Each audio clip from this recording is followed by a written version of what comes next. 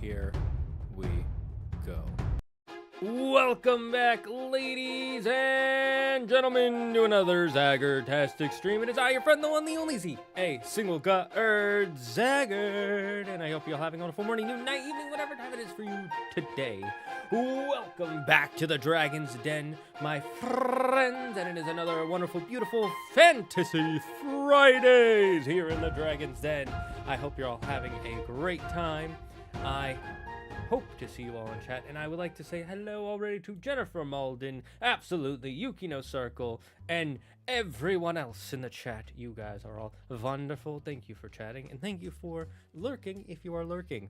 Hats off to you. Wait, I don't have a hat, but I do have a new item. One second, let me just turn up the music. There we go. How loud is this for you guys? Let me know. I need music playing in the background when I'm thinky thonking. Absolutely, so absolutely. Welcome. So everyone, it is another Fantasy Friday, and I have another thing I want us to work on. So let me just welcome you all to Imagination Station. Let's get on the brain train and chugga, chugga, chugga. Yeah, that's right. I got a train whistle. I got a train whistle just for this. And I'm loving it. I'm loving it so much. What am I gonna play? Today we are working on a, we're gonna work on some Dungeons and Dragons stuff. I do want to show off my train whistle. I accidentally bought 2 of them. It said in the Amazon description, train whistle for, well, for children, and it came with 2, and it was for like $7. And then I also got this. Just give me a second to know. I got this cool little guy. Here, let me go back to the full cam so you can really see it. Come on, focus. There we go. Look at that. It's a dragon whistle. It's just a straight on whistle instead of a train whistle. So I got this, and this. And what's cool about it, you can't really read it on the camera, but it comes with like a bunch of sound indications for different train signals. Cool. It is cool. Hello, Creeper. How are you doing today, sir? That's pretty fun. It is a lot of fun. I am really happy with what I got. Isaac Allen, hello, welcome to the Dragon's Den. Is it just me, or do you sound quieter than normal? Do I sound quieter than normal? Why does this keep turning on? I can try turning it up. Do you want me to do that? Here, let me see. Boo ba boo. Hello. Did I change something on the? How's that? How's that sound? Better? Worse? Better? I'm just creeping. Can I ask you something? You can always ask me something, but if it's too weird, I will have to mute you or ban you for it. But I'm down if people ask. Ah, that sounds better. Okay. How's this sound? Is this too loud? Because I'm going to be blowing this every now and then. I'm a little obsessed with it. I used it to wake up Claire this morning, and she's like, that's not too much, but that's not too loud, so I don't mind. But you're using it too much, and my jacket is getting really warm. It's perfecto. Good. Good to know. It's starting to get to be spring here, chat. Am I kid friendly? The answer to that question is sort of, not really. I mean, I try to be, but I do curse every now and then. And sometimes we do play. I mean, I haven't played a more violent game in a while. The last one, Yuki, can you remember the last game I played that was not kid friendly? Probably Cyberpunk 2077. Half the time I'm family friendly, half the time. Yeah, it's probably like that. I try to be family friendly. Go watch my shorts and you'll understand. Because a lot of my shorts are clips of my stream, and I do on those shorts I try to edit out the curse words, but during a live stream it's hard to do that, especially when I'm playing with Andrew. Andrew will stream a lot more than I do. I don't even remember when you played Cyberpunk 2077. It was when it came out, so like 3-4 years ago. When did it come out? Did it come out 21 or 2020? I can't remember. Anyways, Ghost of Tsushima is kind of violent. Yeah, but is Ghost of Tsushima really not family friendly? I mean, I guess it is rated T for teen. So that's, I mean, I assume you ask because either you have a child with you or you want to share it with a child. Devil May Cry isn't kid friendly. Let me look up the rating on Devil May Cry. I just opened Discord by accident. So you're about to... Yep, that. Devil May Cry rating. They're rated M. I don't know. To me, they're not M rated. Like, I can't see why they'd be M rated. There's no cursing. There's no nudity. I guess it has implied nudity, so that might be why. Implied sexual content. Yeah, that's the only reason I can think of. Oh, it's for fantasy gore, that's why. That's interesting. Sure. Why not? I'm a 9-year-old. That's weird. Yeah, so I would probably, I mean, we're gonna be talking about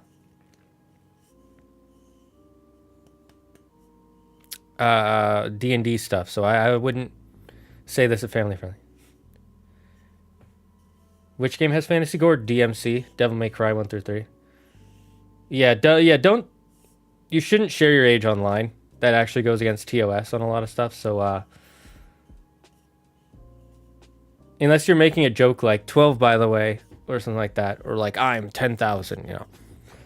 You're not supposed to share your age online.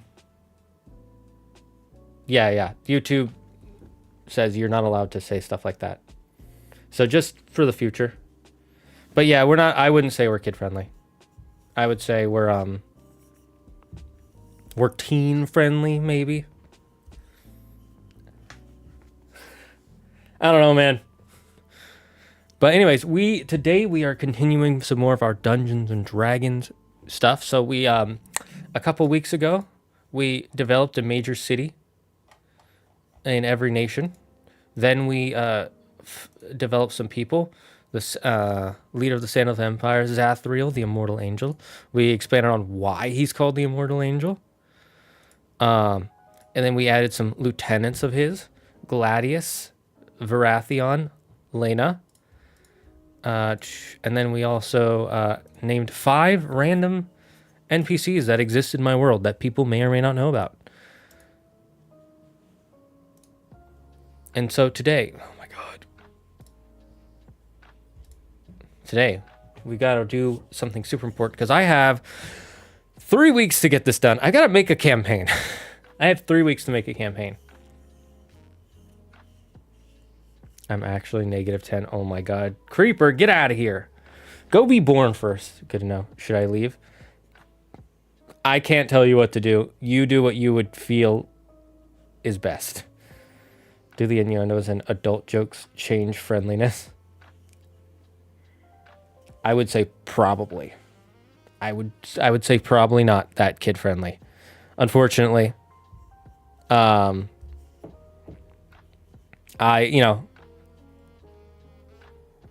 If you think your parents wouldn't be comfortable having you watch me, then I would leave. I don't like to have viewers leave, but that's just what I would say.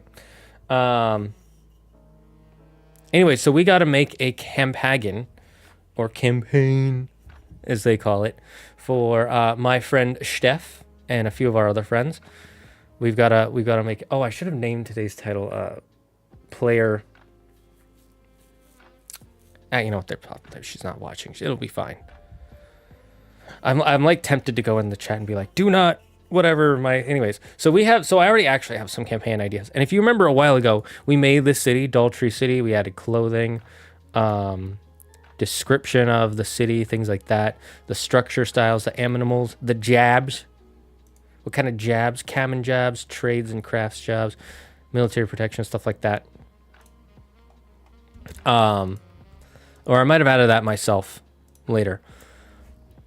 But I have some campaign ideas for Daltrey City. So we'll be using the city that you guys created. I've required a curse word as -10. What does that even mean? I'm confused. Explain. Explain. Explain. Exterminate. So here are my ideas. Okay, so it's going to be that North and South Orgoria are fighting. You know, we know about that war. I've already established a bit. North wants to build an army by conscripting anyone, including children. The South wants to build an army through experimentation of human beings, human beings and other creatures. And I'm going to change this to mainly the lower class because it's easier to get them to, to force them to do stuff. And then my ideas, our heroes are going to be sent by someone. We haven't decided who that is yet. I have some ideas cooking in my brain, but you guys let me know. They're going to be sent to Daltrey City, which sits right next to the border of the two nations, right? They were promised something, maybe like 1,000 gold pieces each, to meet with this person in town for a secret mission. That someone will hire them to sneak into the building. I'm just calling it the building. Here, let's change it to the building. To find the blueprints for the power source of the new project being done in town. We said that there's a project being done. They're being sent in to find it. However, what they're actually being sent to do, they don't know this, but they're being sent to sabotage the main project power source, whatever the power source of this project is. So they're being told, oh, you got to find the blueprints, but then they're actually taking the power source. Once they get the power source, right? Once they were hired, once they get what they were hired for, someone, the random person who hired them, will attack them and take the dodecagon power source from them, leaving a golem for them to fight. So my idea is that, they're going to go into this place, and it's not going to be defended by soldiers, but there's going to be a golem defending it, and the golem will activate once they take the source, and it'll attack them, giving the person who hired them the chance to escape, while they have to fight it off. After defeating or escaping from the golem, because we're going to give them the choice. They can do whichever. They'll probably try to fight it, but if they want to escape, they can. They will now, the rest of the campaign will be figuring out who hired them and where the dodecagon power source was taken before the main power goes nuclear and destroys the city. And so like slowly as time goes on, it'll be like they will be some of the only ones who know what's happening. Eventually the city will find out and they'll be looking for them, and they might find out it's them at the end. We'll see. Dinner time? What the heck? How dare you, Yuki? So this is my idea. And I got to write out a pitch because I don't have a pitch idea. So I'll start writing out a pitch, and you guys will let me know what's going on. You guys will start typing out ideas that you have. And if you have an idea, write it down. Write them down immediately.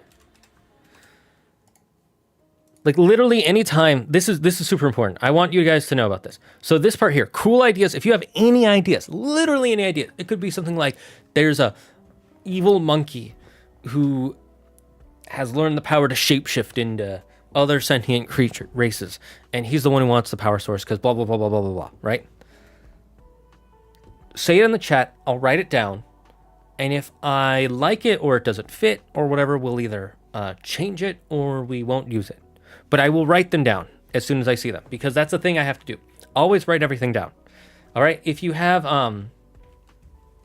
other ideas like certain characters or certain types of enemies they'll run into, let me know and I'll put them in for now. But let me start typing out the pitch I'm going to send my players. I will send it to them as soon as the stream is done. So let's start. We'll start with some background of my world.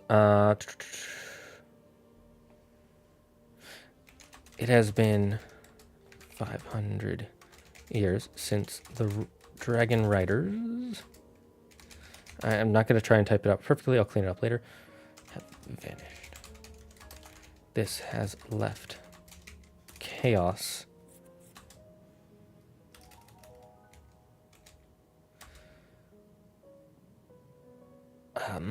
has left open to chaos. Both physical and political. Monsters have been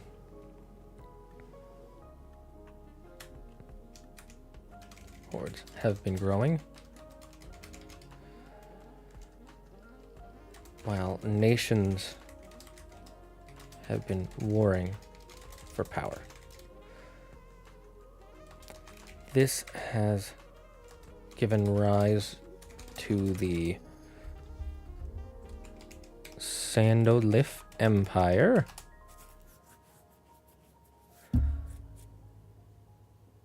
ruled by the Angelborn. I think I spelled Angelborn right. I don't know why it won't let me just write Dragon Rider.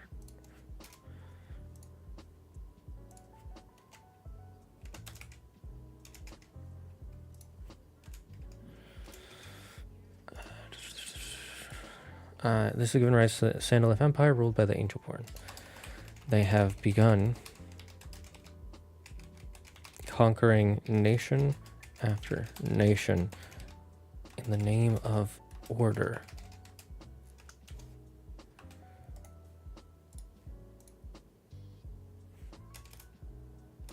And the gods, because they believe it's divine right, you know. They have recently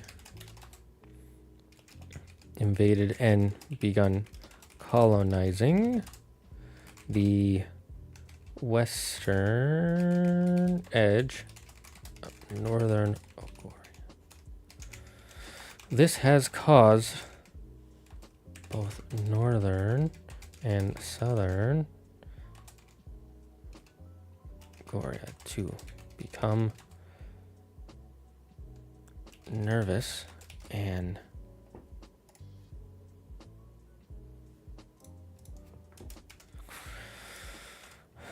not because I cannot type sometimes.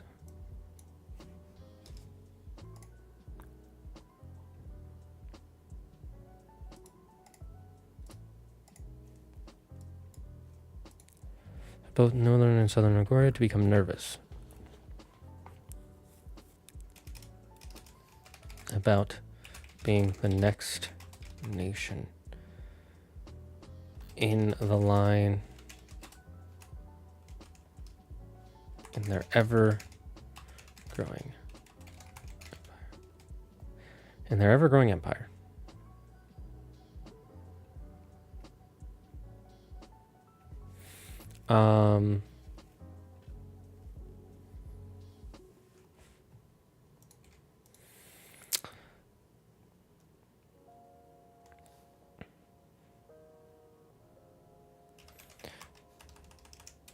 Northern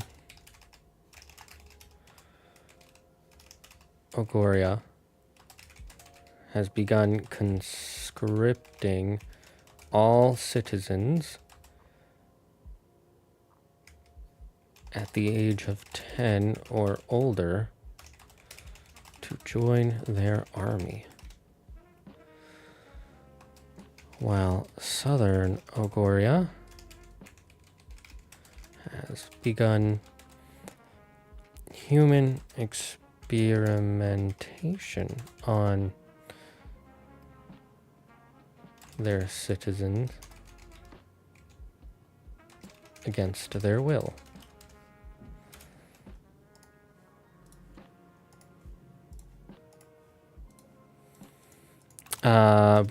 Both nations have angered each other with their pursuit of military might.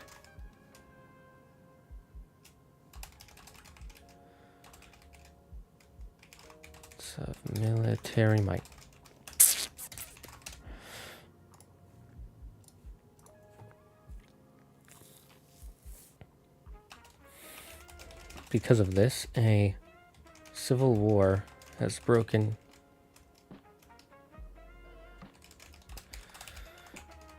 the two brotherhood nations.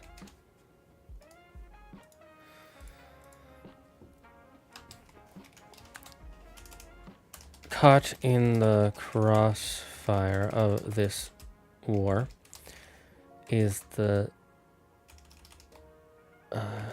Daltree City. A city who owes to either nation, but also opposes neither of them directly.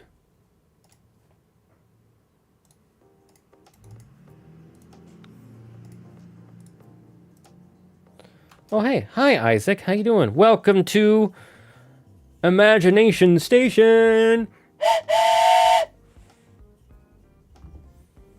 You're going to be hearing that a lot, chat.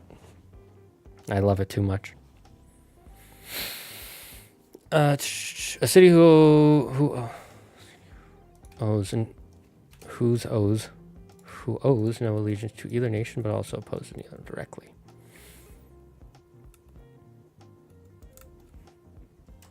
However, both cities desire to control Daltree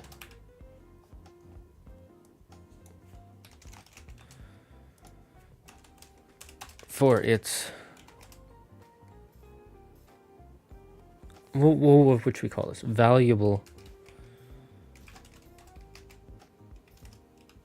anti-magic. I was here earlier. Either way, I'm still welcoming you back because you said, oh, hey.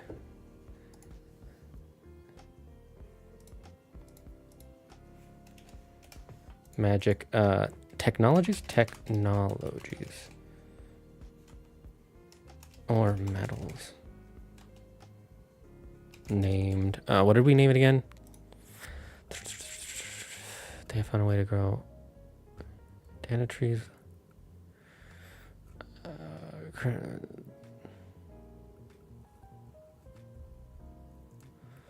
Has to create natural sturdiness. Called ent metal. That's right. It's called ent metal. Is for its valuable anti-magic metal. I'll call it material. Material named ent metal. So what's happening right now? We are making a campaign for my friend Steph and the group there. And I have 3 weeks to make it. And so right now I'm writing the pitch that I'm going to send them. And you guys, if you have any ideas for this campaign, type it in the chat. Literally type out anything you have, because I will write down cool ideas, enemy types, characters, and we'll go over the player roles together. But here, if you're curious about it, here's the thing. It's written down. If you are on YouTube, you can rewind about 10, 20 minutes, I'd say. And I read through it all myself. Or you can pause right here if you're on YouTube and then come back. So I'll give you 2 seconds to pause. 1, 2. And I'm assuming you're back now. Playing this at 2x speed. For its anti-magic material named ent metal. The city has also begun construction on a special secret project that has been claimed. The city's leaders claim will protect them from the coming war between the North and South. You have been hired by a secret individual to break into the, what do we call it?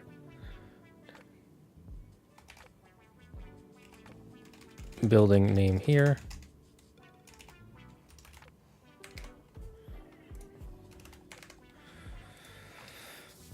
And steal the blueprints for a special client.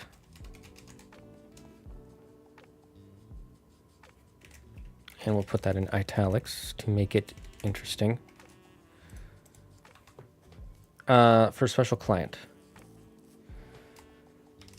Normally, this job would be too risky for your group. But they promised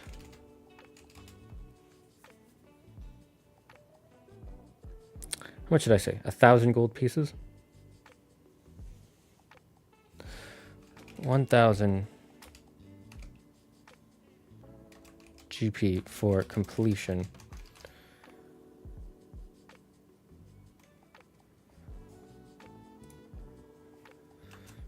How about instead of for completion? Because we'll have him say that as the pitch when he meets them. They promised to pay you 250 GP each just to hear them out.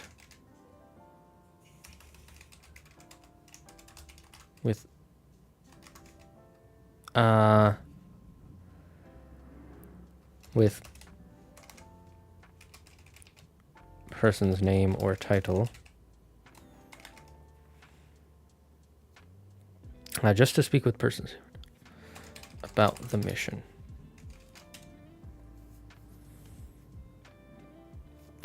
Let's say you are a group of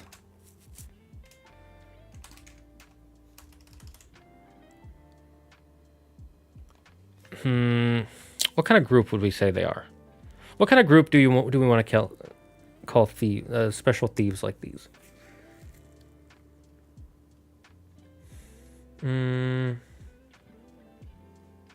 I guess I'll just say a group of professional thieves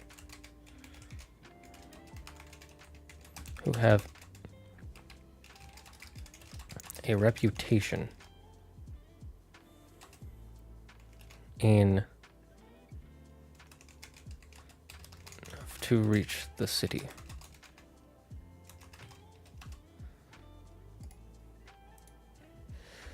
Your group of professional thieves who have begun making a reputation wide enough to reach the city.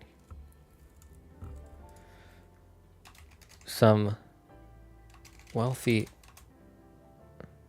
possible clients within the city. There we go.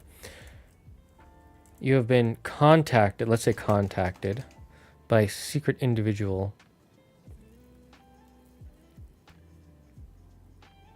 to break into the building name here, and steal the blueprints for a special client. Normally, this job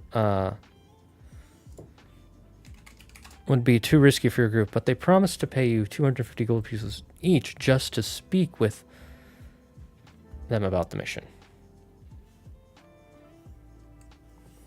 Eager for a quick payday, you agree to hear them out.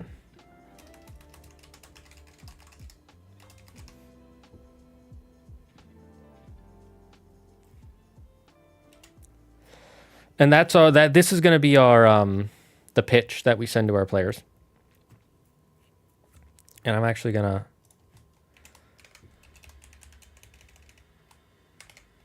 bolden that so that way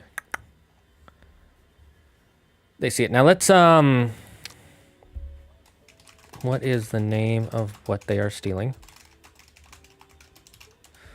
What is the name of the person who they are talking to?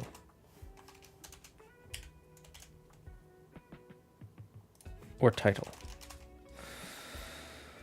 Let's do Andor.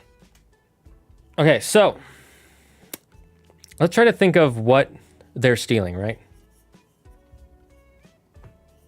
What could they possibly be stealing for their for this group?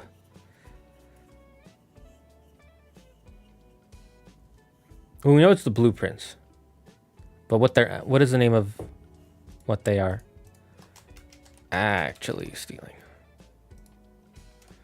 What is the name of the building they are stealing it from? Okay, first let's come up with the building name.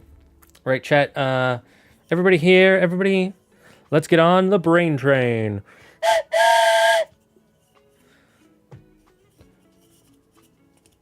Okay, so I have the pitch, more or less.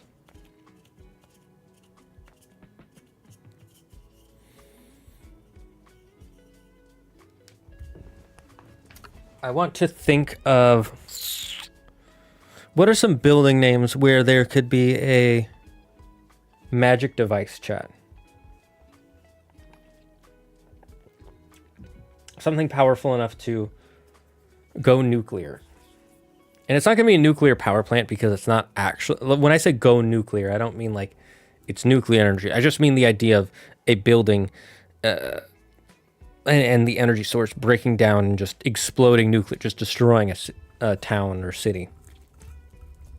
It would still be a magic device, or at least something made of ent metal. Maybe it's like... I mean, maybe it's that power source we talked about earlier in a previous stream.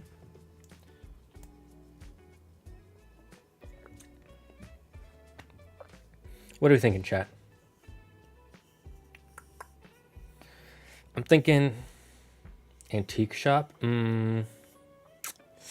It's not an antique shop because the idea is this is connected to the whatever. But I'm gonna write this down because I like the idea of an antique shop. Antique shop. But this is supposed to be like the building where they are going to be breaking into the city, into a government building, right? Let me just check something real quick. Okay, good. I was worried that the chat or whatever cut off what I wrote, but it hasn't. Do you guys want me to enlarge it, by the way? Let me know.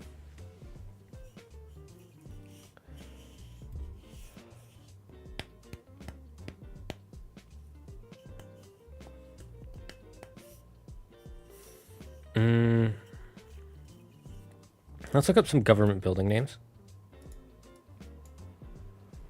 Why did that open up down there?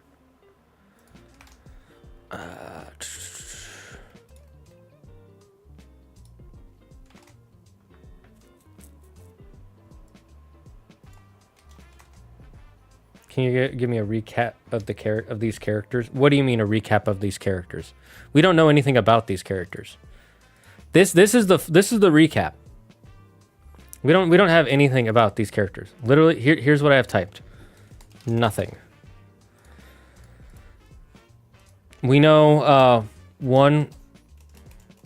someone who wants to hire them to steal the special item. One person who is the liaison. Ooh, liaison. That's the word I want.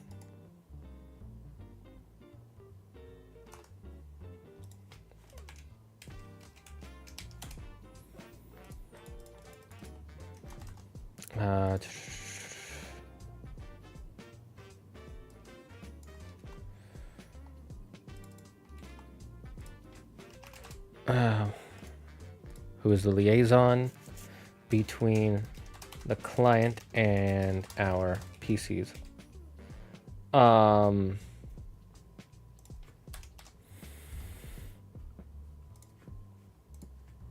PCs, which we can't decide who the PCs are.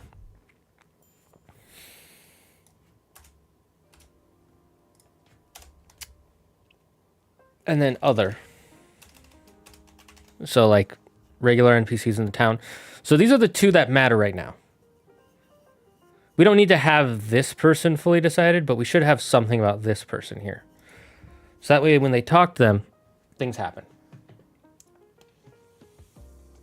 So that's all the recap I can give you about the characters. There isn't much.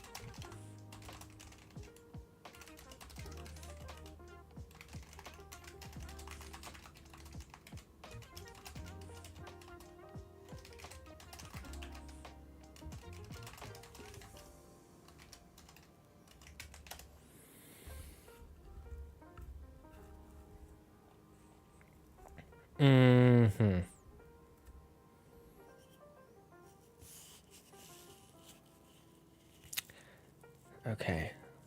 How about we call it... So building names could be... I'm gonna get rid of that. Don't need that. I know to do this.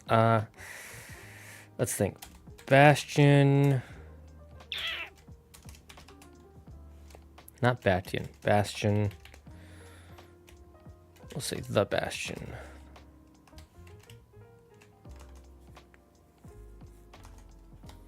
The Keep.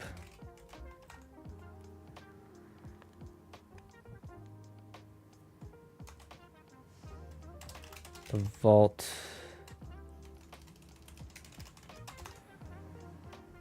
Magvit. I don't like that name. It's weird to pronounce.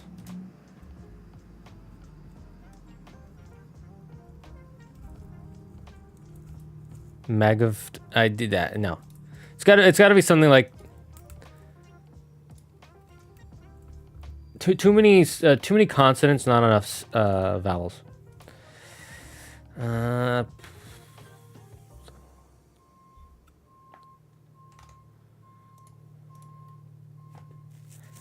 hold, sanctum, archive.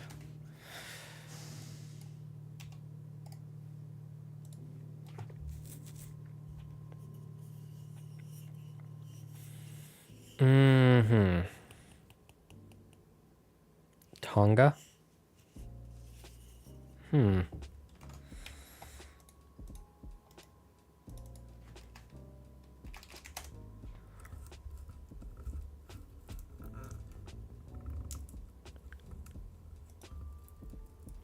Maybe.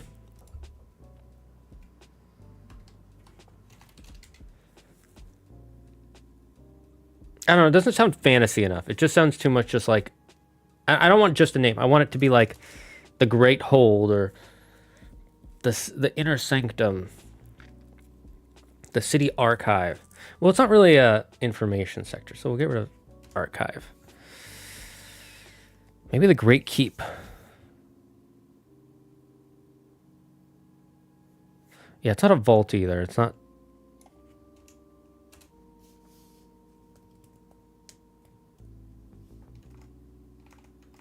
Let's go with something with Keep or Bastion. Yeah, we'll go with Keep or Bastion. And let's think about...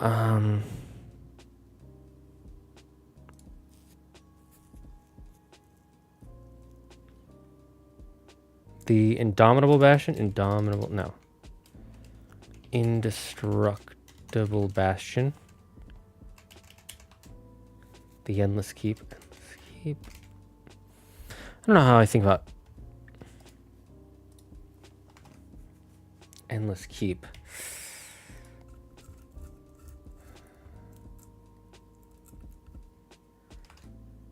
What else is fantasy? Maybe the Arcane Keep? The Arcane Keep. Yeah, we'll go with that, actually. I like that. That rings a bell. So we're going to call it the Arcane Keep.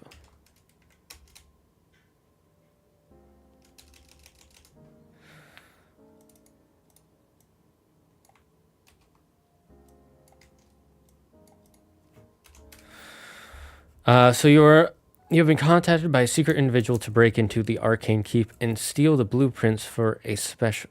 the blueprints...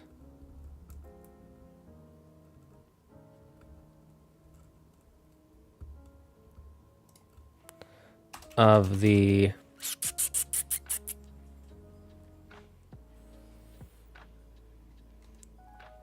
secret projects.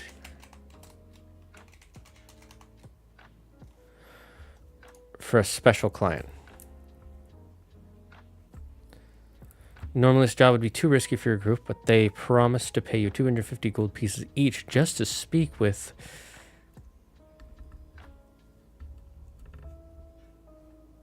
I'm going to say a liaison. Going by the name...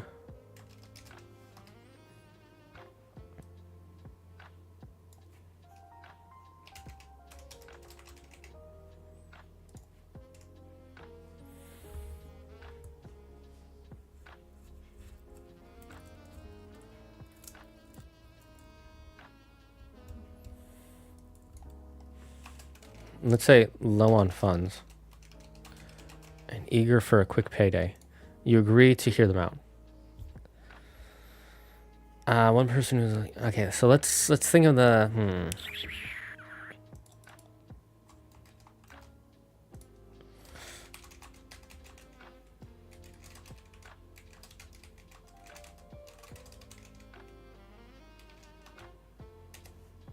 Lurk Alpha. Hello, Alpha. Did you join just to say you're lurking? Nice. Maybe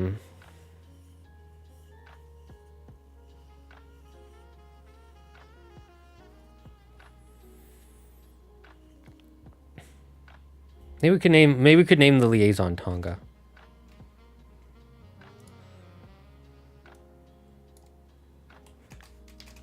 Tonga.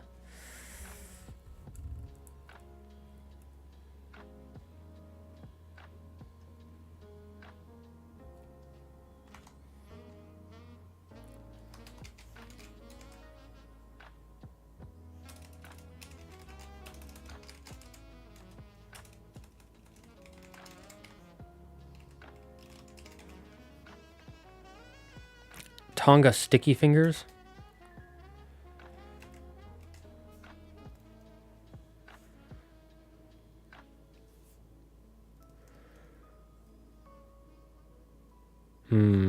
What would be another? I like the name Tonga. Low on funds. Okay, so player roles, while we're thinking about that, what are some roles? What are some roles that we can think of?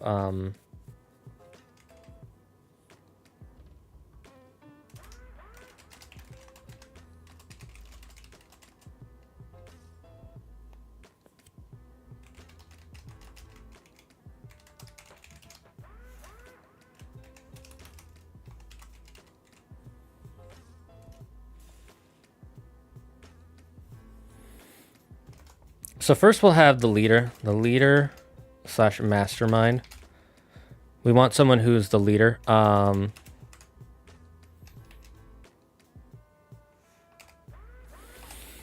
Picks the jobs and decides how they are executed.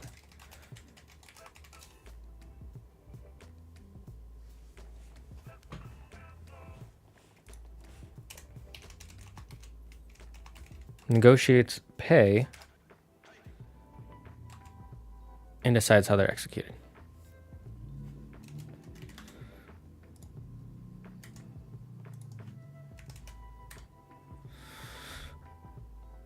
Okay, so the leader mastermind. I'll just call him the mastermind. Right?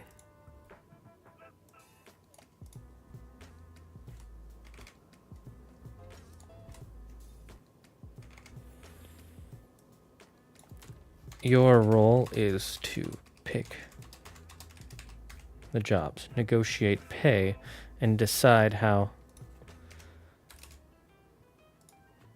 they are to be executed. And when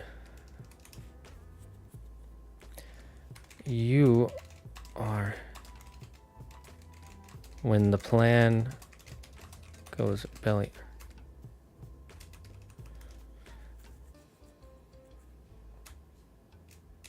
you are seen as the one who creates a perfect plan, but you know there is no such thing. So your real job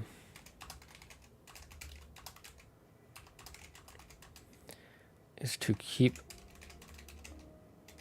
everyone together when everything goes belly up.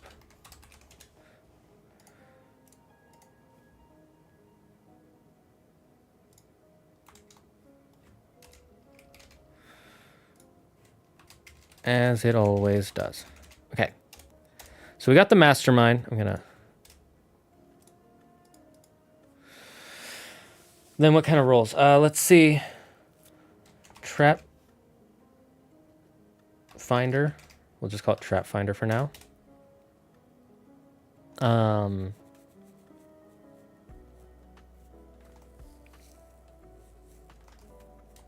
muscle.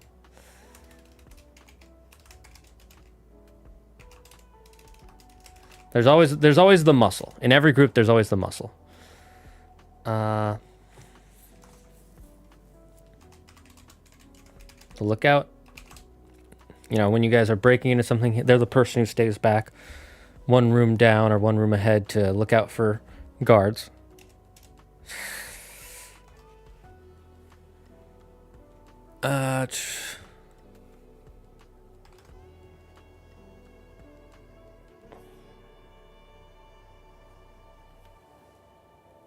Let's change this to trap specialist. Trap finder sounds to be. You're the one who sets and disarms traps.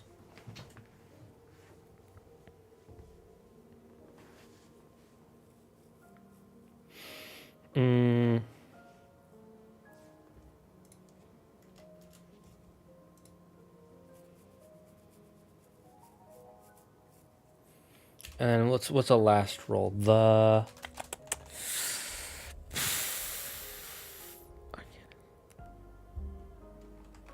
Maybe the Arcanist? This is the person who, like, if there's something magical they gotta learn.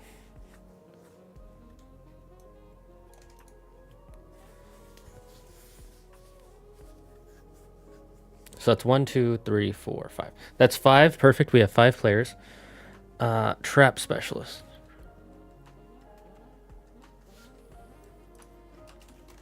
You're here.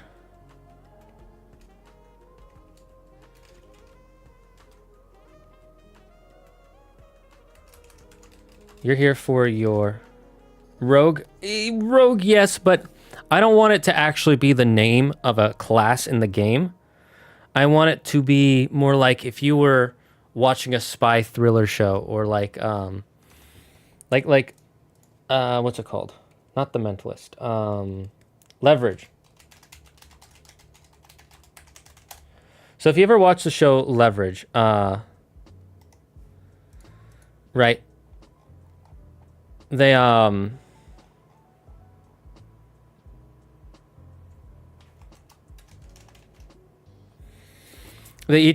they're a bunch of people in their group.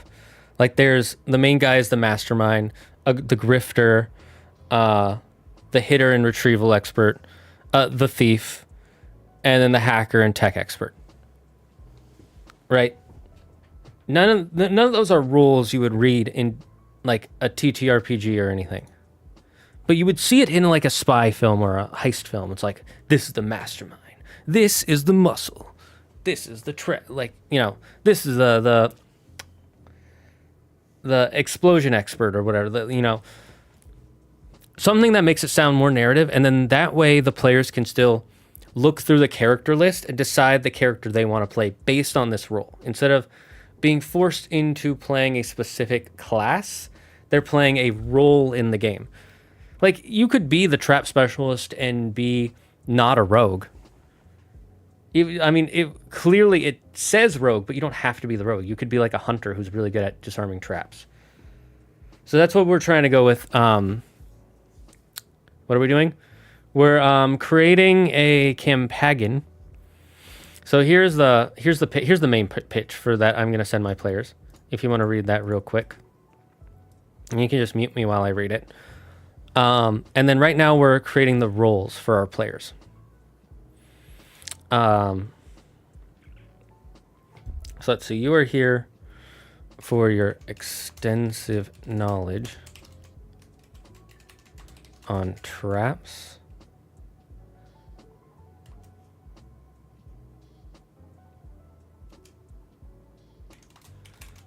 You know how to make them and how to break them.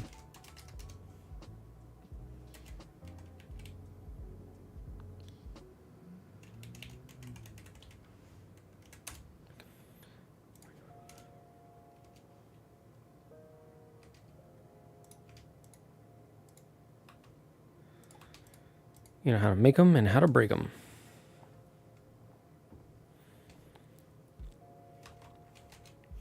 You have saved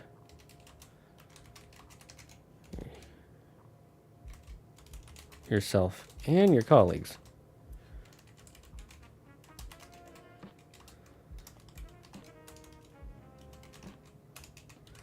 times from chopped off, being burned alive,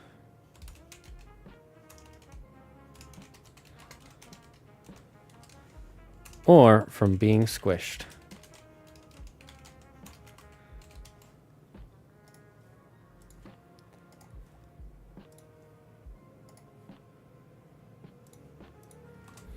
Question of the day. Your PC adventurer walks into a tavern. What's the first thing they do? What's up? Today's stream, we craft a thrilling D&D campaign live, building worlds, weaving lore, and designing epic adventures from scratch.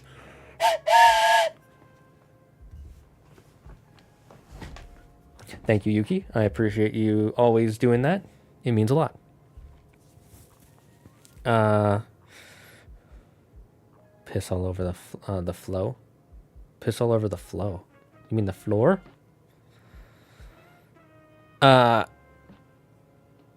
Being burned alive or from being squished.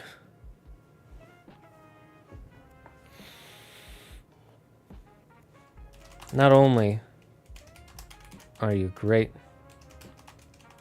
at disarming traps, but you know how to set them too.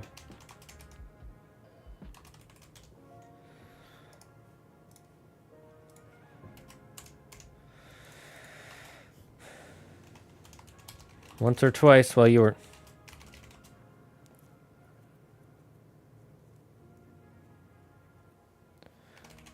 friends were...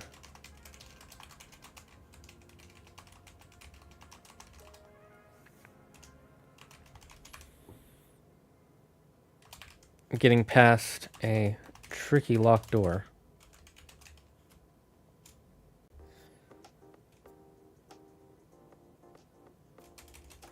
Once or twice,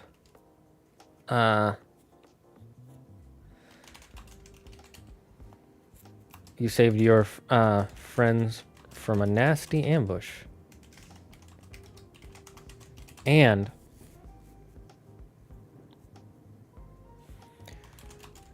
you're what keeps people from breaking into the secret base. I like the idea of a secret base. That's fun. A joke time.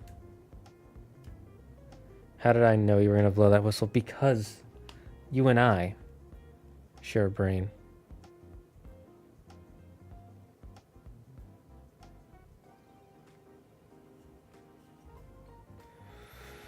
What was I going to do? All right, joke time. Joke time. Let's see.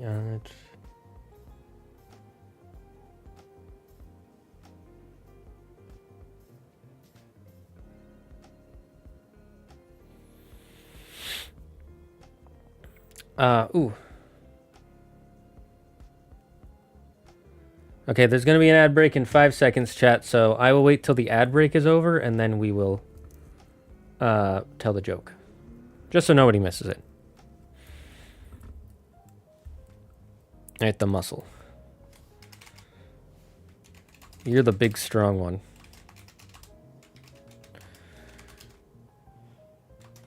When everything falls apart,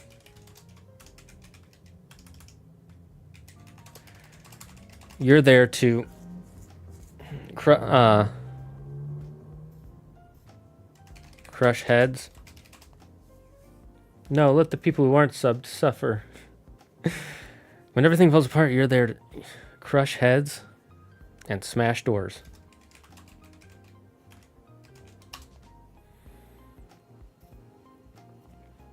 You carry the big drill.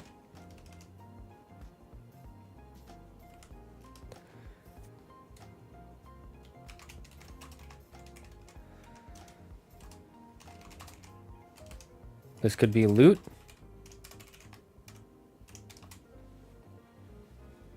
This could be loot. A special device for breaking, for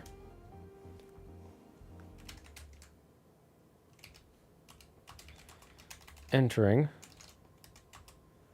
Or it could be your fellow thieves when they get too unconscious. I did not spell unconscious correctly. I just thought about a name for something. The Ouroboros of Phalange. The Ouroboros of Phalange. Ooh, I'll write that down.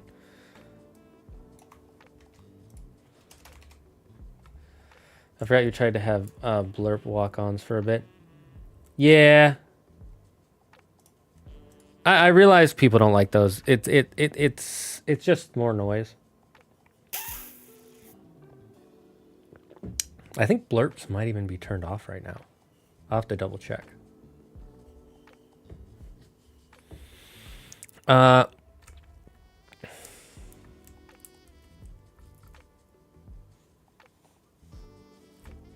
from breaking, for breaking. All right, the ads are over. Welcome back, everyone. Tell me what ad you got. In the meantime, I'm going to tell you something. I have a beef to pick with someone. I need to find out who invented the number 0 and tell him thanks for nothing. Jerk.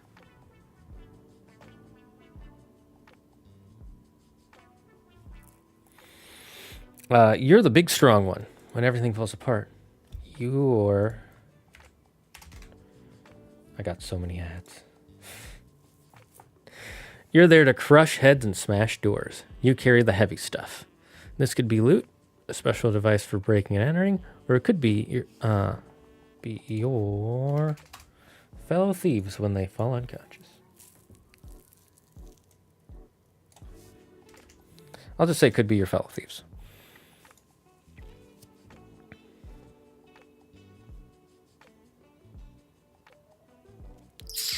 The lookout.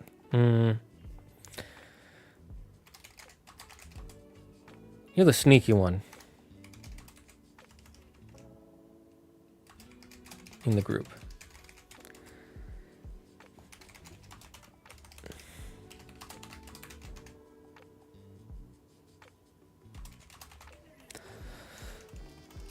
You know how to get it.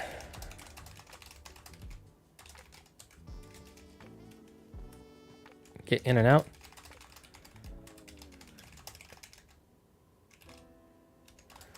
Your friends, on the other hand, have 2 left feet.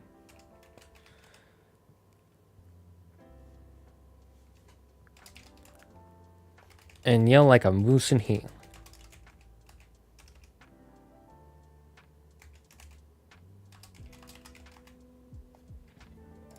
A moosin? Moose. How do you moose? How do you spell? Is it just M-O-O-S? That looks wrong to me. Moose.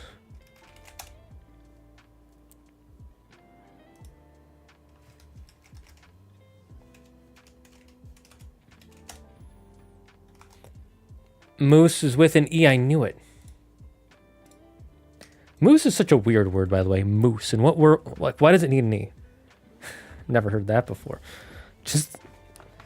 I thought it would be poetic and descriptive. Moose. Thank you, Hellspawn. I don't know what I'd do without you. Creeper, let me know. What's the Ouroboros of Phalange, by the way? I wrote it down here. What's your idea with that? Where are we slotting that name in?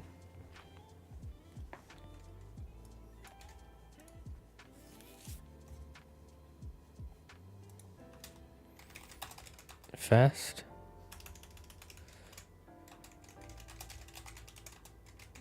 You talk fast and think faster.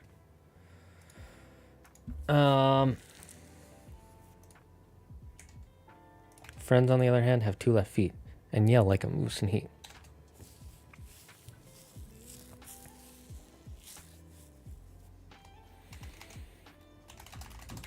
Who can sneak?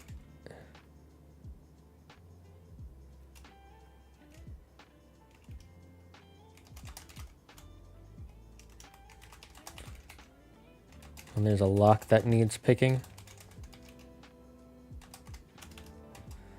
You're the guy that they call on.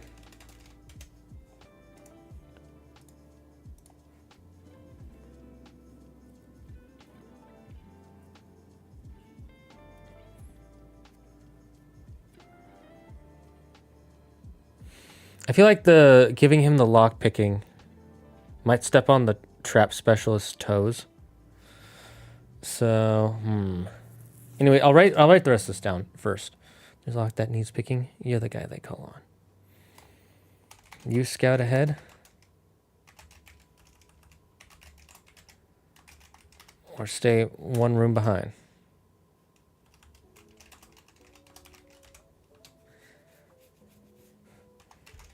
This way. The party doesn't,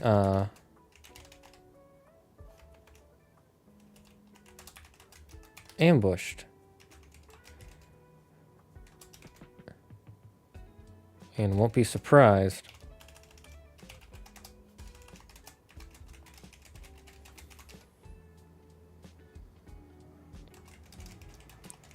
Tries to sneak up from behind.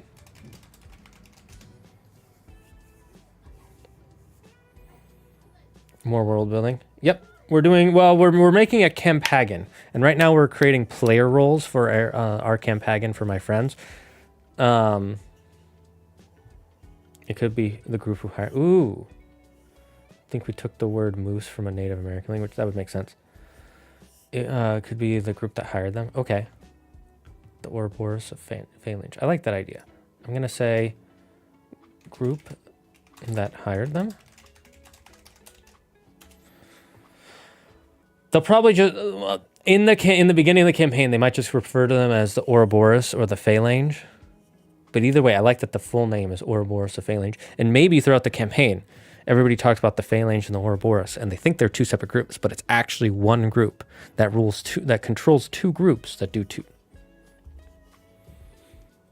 I like the idea. I like that. That one's really cool. The Arcanist.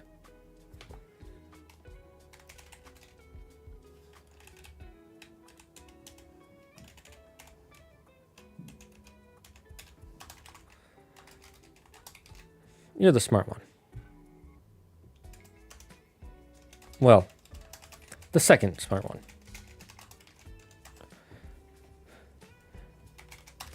You may not be the leader.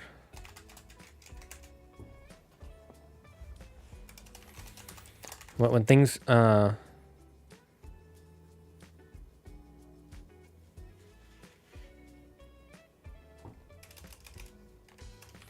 when there's a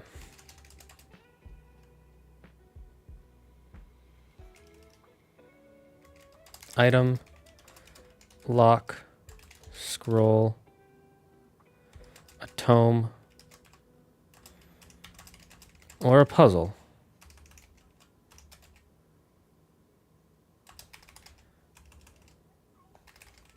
You're always there to figure it out. It's pronounced phalange. Phalange? I'll look this up. Pretty sure it's phalange.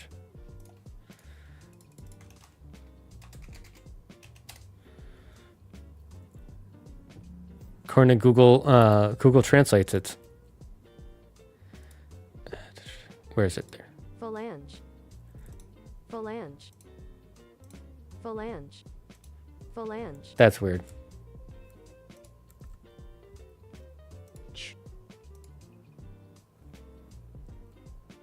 Phalange or phalange. Phalange or phalange. Huh. Interesting. I know what I was mixing up with phalanx. That's why.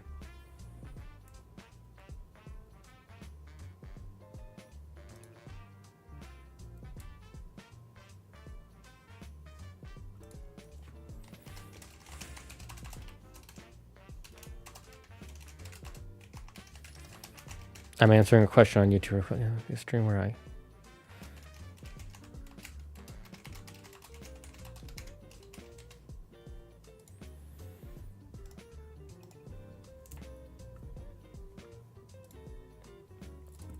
Google Translator has the correct range. I think both are correct. Phalange sounds weird. I'm going to say phalange. Wait, what? Phalange. Like phalange. Phalanges, by the way, are your fingers and toes. You may not be the leader, but when there's...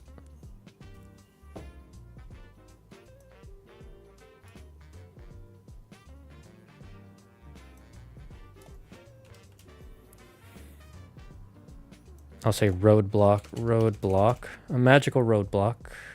That's not how you spell roadblock. Magical roadblock, scroll, a tome.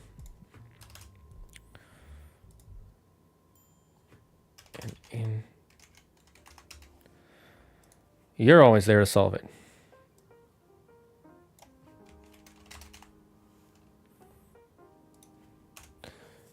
You're the smart one. Well, the second smart one. You may not be the leader.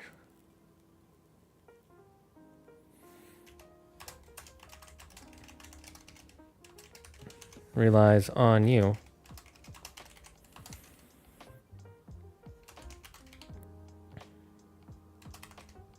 When he or she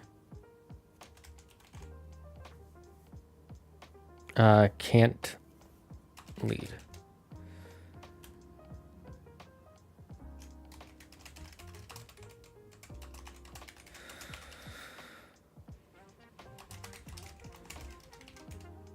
When the mastermind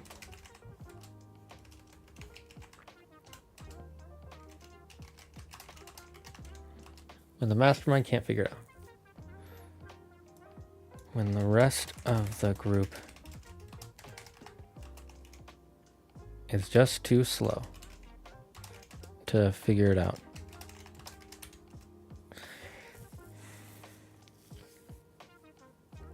Okay, let's look at these real quick and then tell me how you think we should fix them up.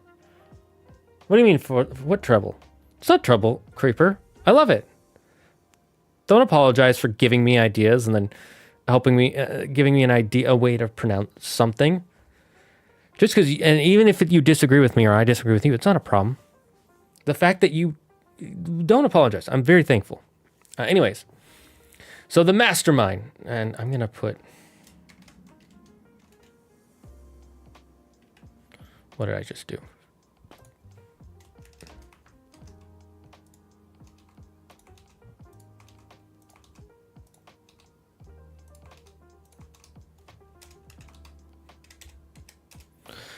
Okay, so the mastermind, your role is to pick the jobs, negotiate pay, and decide how to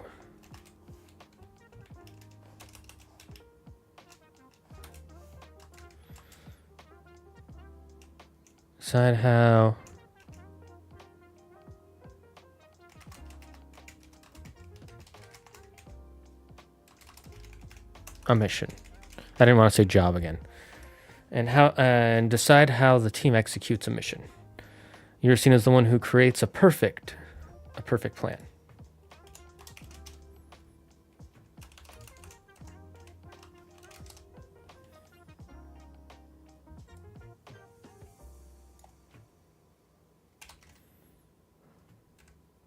You're the one who creates a perfect plan, but you know there is no such thing. So your real job is to keep everyone together when everything goes belly up. As it always does. You talk fast and think faster. I'm going to put this.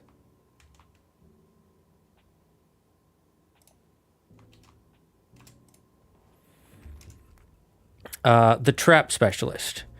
You're here for your extensive knowledge on traps. You know how to make them and how to break them. You've saved yourself and your fellow thieves multiple times from getting their heads chopped off, being burned alive, or from being squished. Not only are you great at disarming traps, but you know how to set them too. Once or twice, you saved your friends from a nasty ambush. Or you get people from,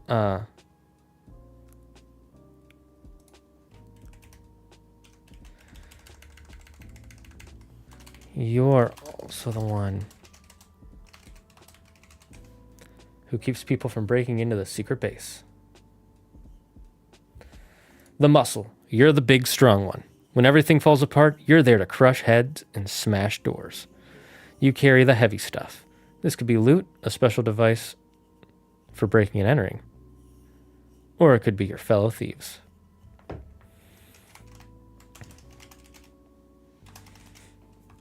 Without you, every fight would end.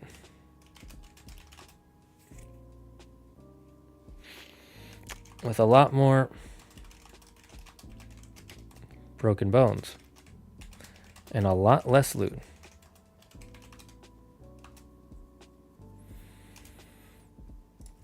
The lookout. You're the sneaky one in the group. You know how to get in and out without anyone noticing. Your friends, on the other hand, have 2 left feet and yell like a moose in heat. When there's a lock that needs picking, you're the guy they call on. You scout ahead or stay one step behind.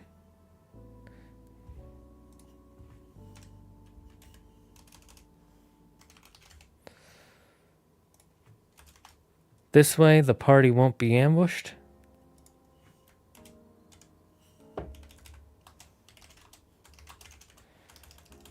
Nor will they be surprised when someone tries to sneak up from behind.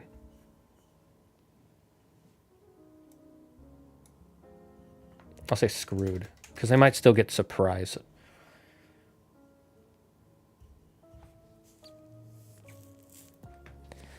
The Arcanist. You're the smart one. Well, the second smart one. You may not be the leader, but when there's a magical note, roadblock, scroll, tome, or intricate puzzle, you're always there to solve it. Everyone looks to you. The group is just too slow to figure it out.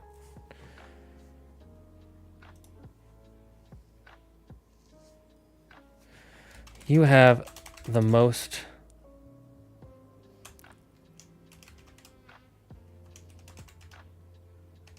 encyclopedic.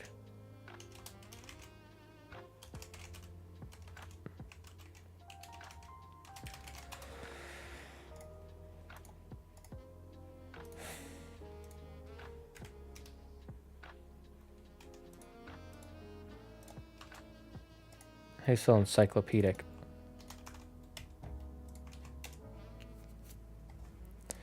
I cannot type.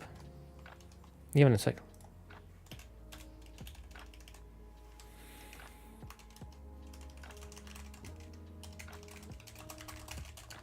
And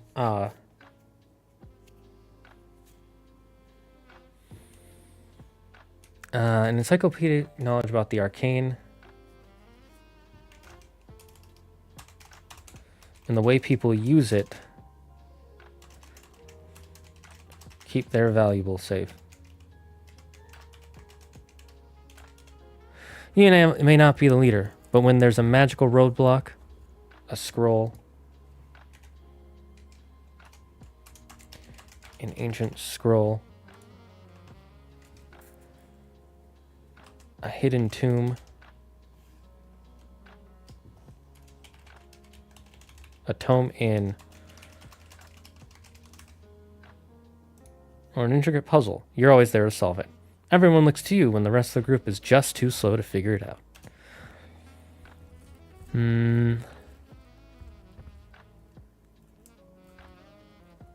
I think I'm going to move this one. I feel like that's... The lookout gets 2 rolls. They're both the one who goes ahead and behind. Whereas this guy should be... Like, he's just disarming traps. I think they...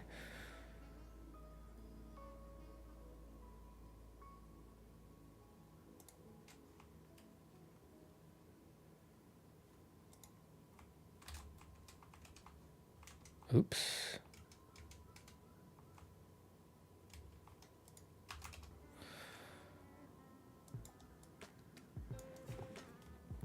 On top of that,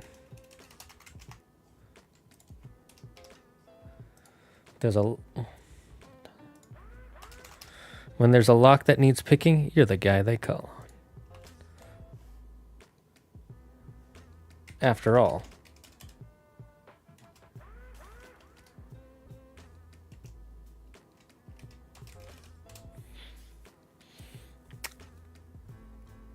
when some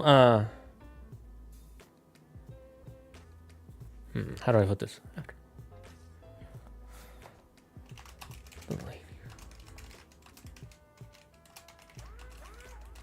With your hands. Nah, after all. Nah, I'll just leave it on that.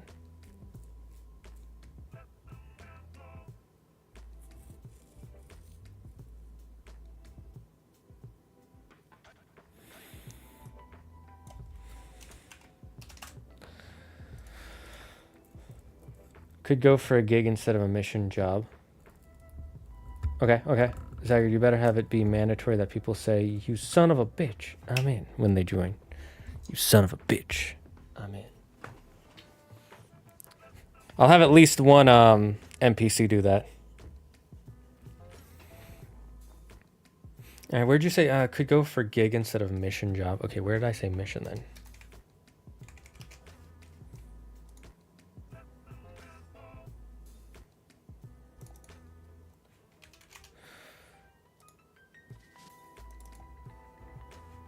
There we go. Your role is to pick the jobs, negotiate pay, and decide how the team executes a gig. You talk fast and think faster. You're the one who creates a perfect plan, but you know there's no such thing. So your real job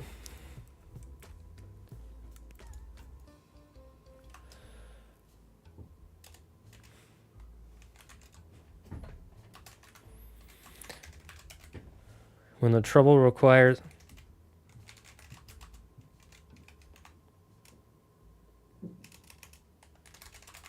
you're the face and the brains.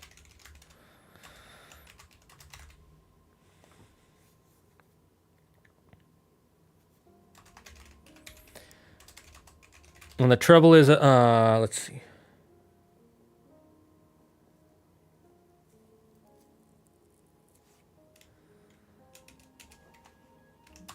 When the thing,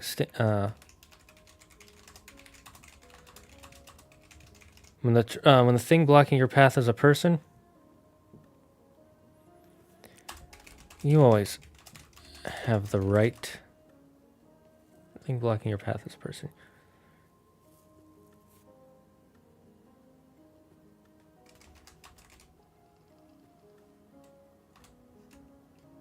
You need to open a path.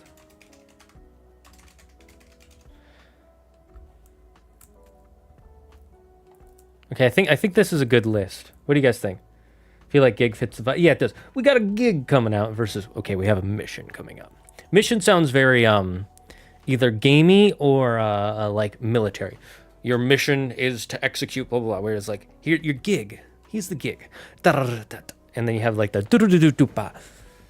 thing going on. Okay, I think this is good. I'm getting a little bit hungry, so we're gonna go on a quick break. I need a snack.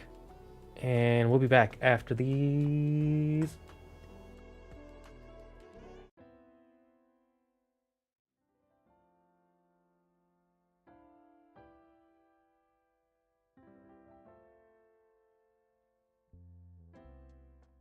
Suffocating. Ever feel like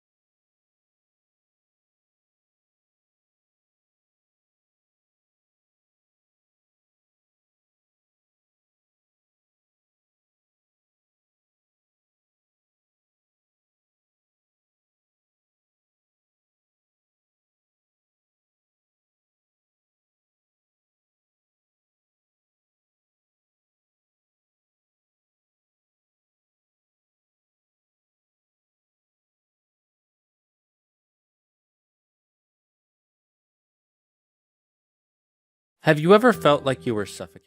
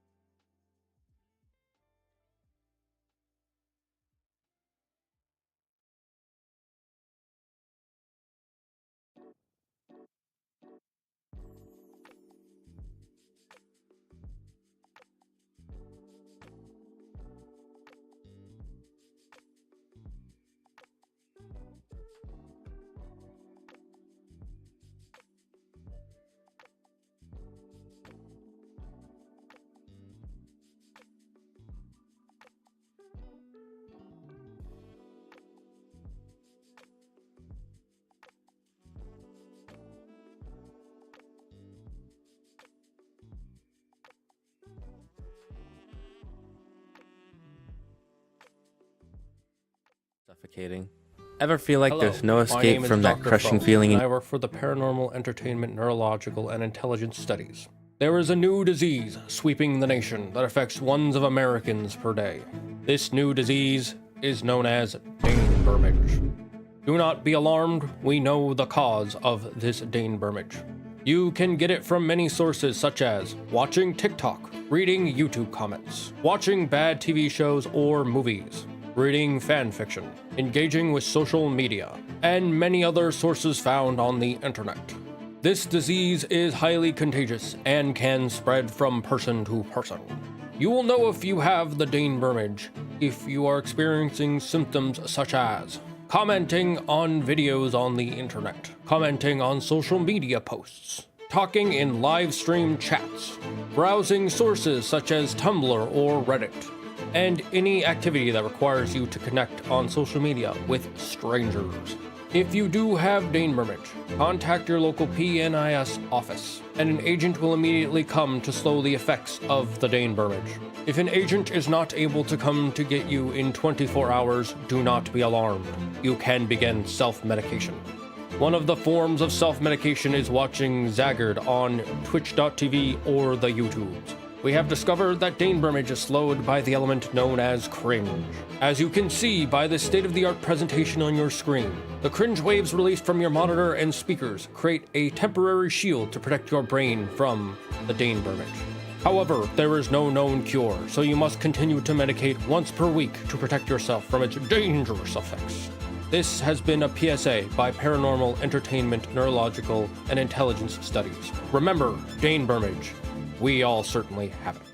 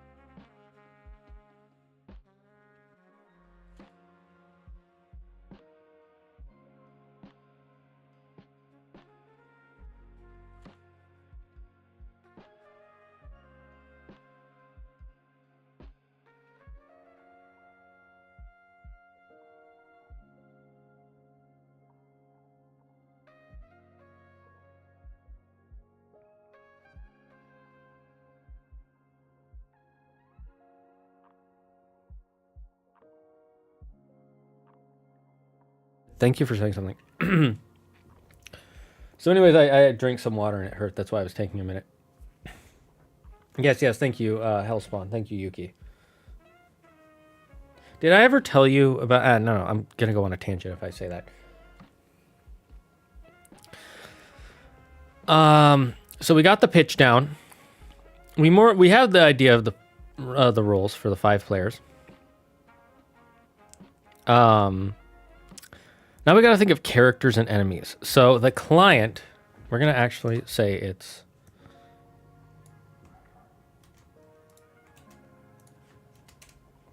the Ouroboros of Phalange, a secret group who works in the shadows. No one knows their goals.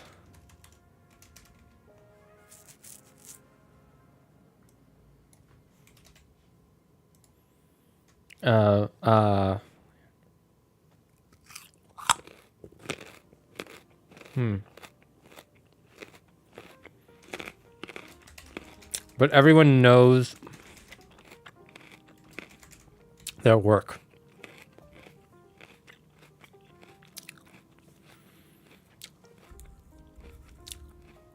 I was trying to let you keep making a fool of yourself for a bit longer. Man, one day I'll get that tier 3 sub so I can use the greed emote.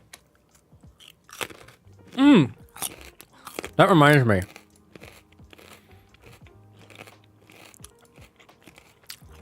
I need to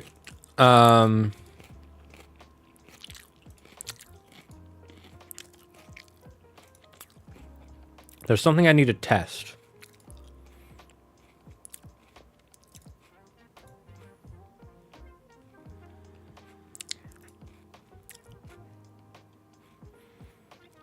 And I want to thank all of you for helping me get to 1,000 subscribers on the VODs channel, so I can get monetized on there. And thank you guys. Here's this for all the Twitch peoples. Ironic, I know.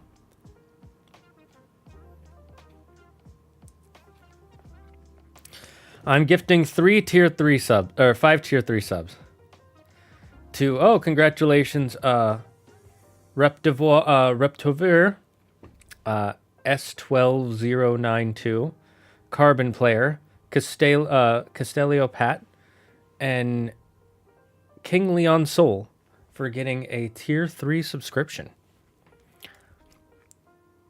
The whatever didn't play. It was I was also testing something, by the way. Let me see if I can trigger it on... maybe because I was a gifted sub.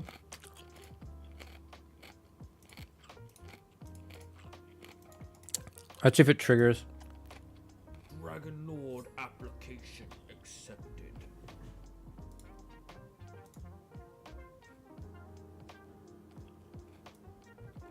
Okay, let's put that in the corner there.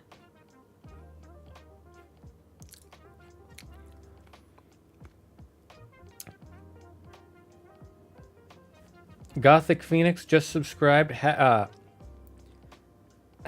Scorschi just subscribed. Oh, thank you for subscribing. That means a lot. You guys are so sweet. Oh, Yuki, you gifted 2 subscriptions. You're the best, Ukes. You're the best. Everybody shout out to Ukes, please. What's my favorite monkey?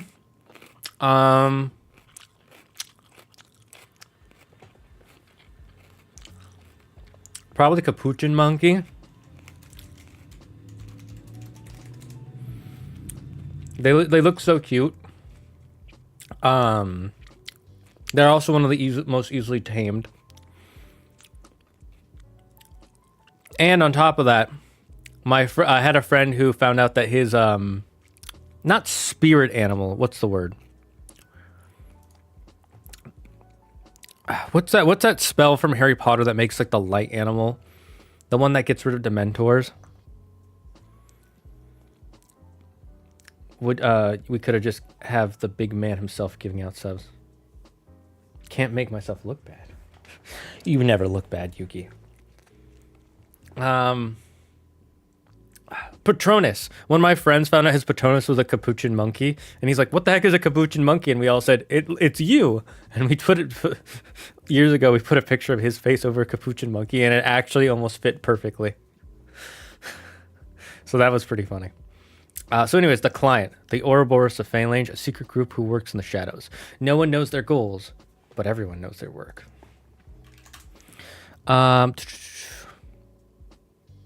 What did we say the name of the liaison is? I think I wrote it up here, right? Tonga Sticky Fingers.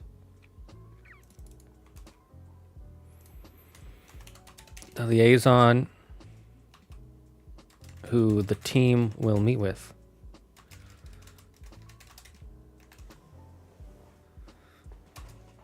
And gives them the first mission.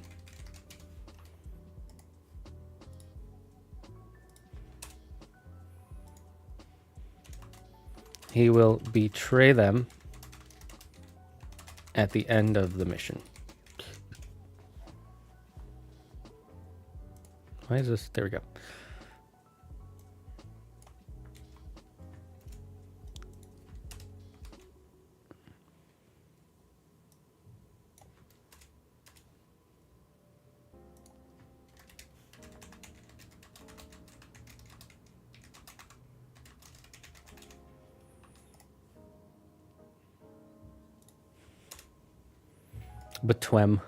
Between the team and the clients.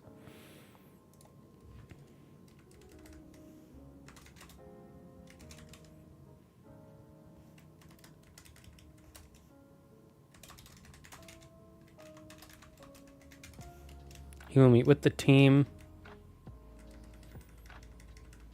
and give them the first mission.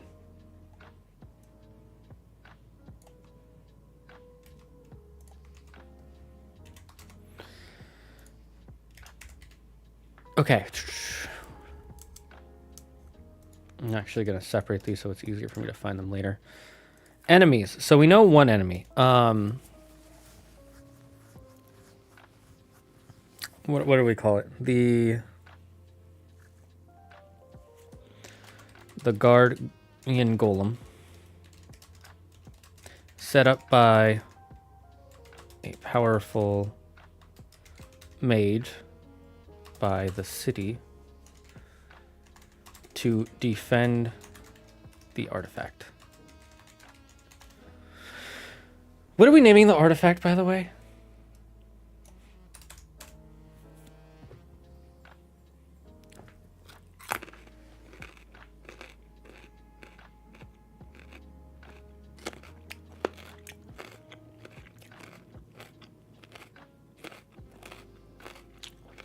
Leah. What is that? What is what? How do you find out what your Patronus is? There's an official website where you can take a quest to find out what your Patronus is. Mikhail. Hi, Tricky One. Yes, I do have a description of the artifact. Where is it?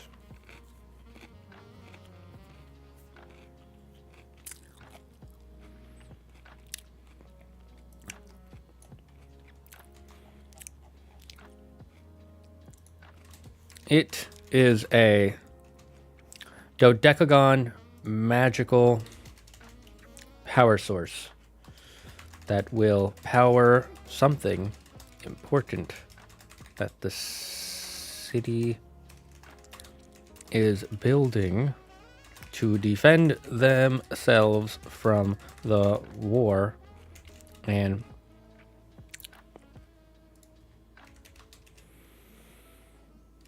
keep themselves from becoming colonized by the North or South.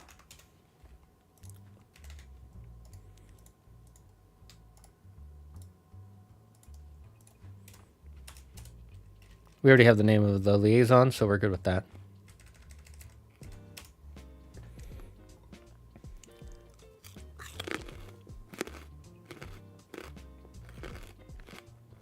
Hmm?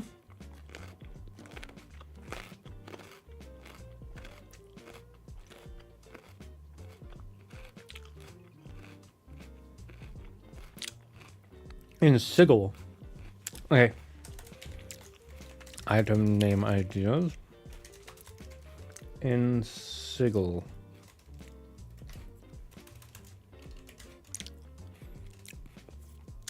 Maybe.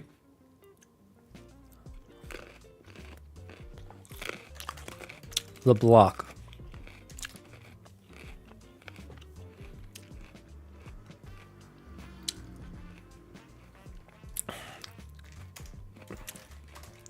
The Infinitix.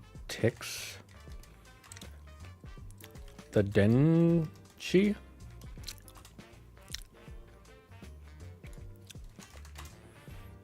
It would start with the, by the way, because we're talking about an object, like the chair, the case. It's like it's not a name like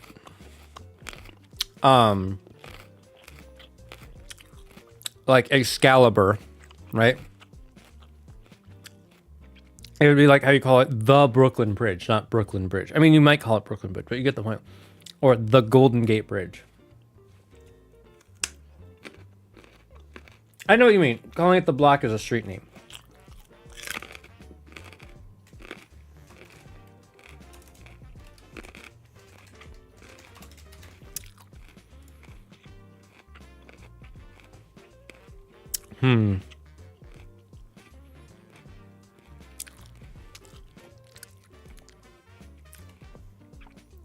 Final boss of the first gig.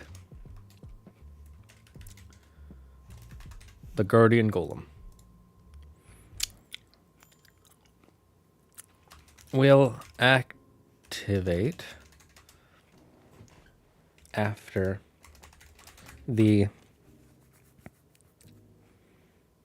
liaison. What's his name? I keep forgetting what we named him.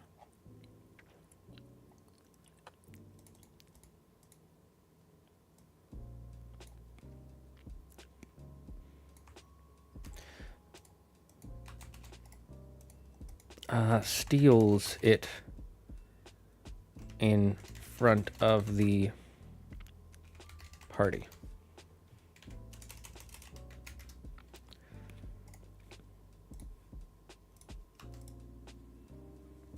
Will activate after the liaison, Tonga Sticky Fingers, seals it in front of the team. It will stop them from chasing him. They can either fight it or flee.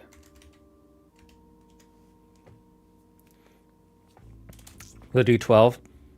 You looked up what a dodecagon is, or you already knew.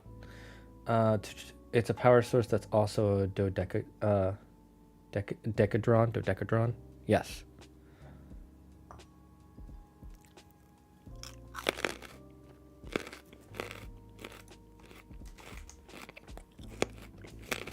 Let me Google something.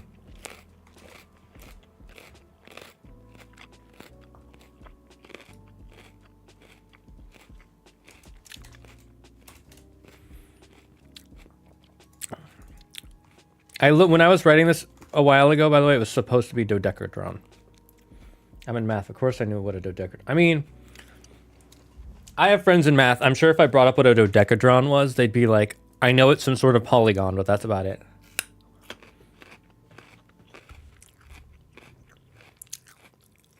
Now, if I said a cuboid and you didn't know, that would be sad. Because it's in the name what it is. It's pretty obvious.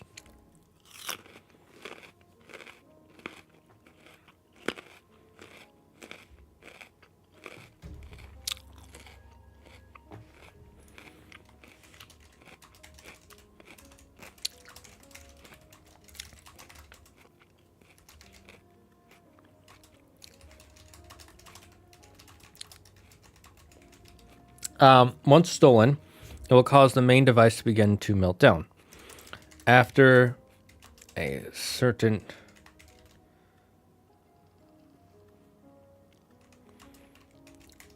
period of in-game time, it will cause a nuclear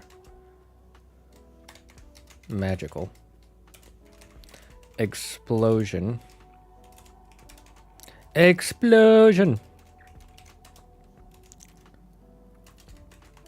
destroying the city and its residents.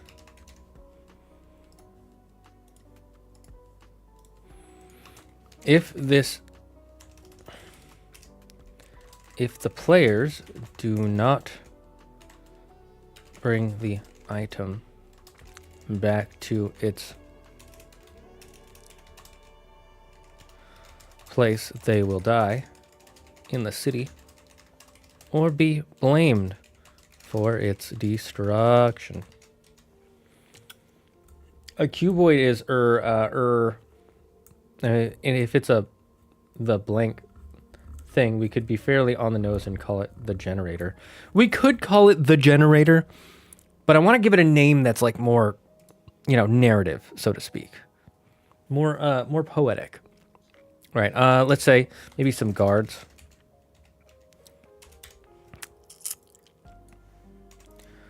Some automatons. So maybe smaller golems.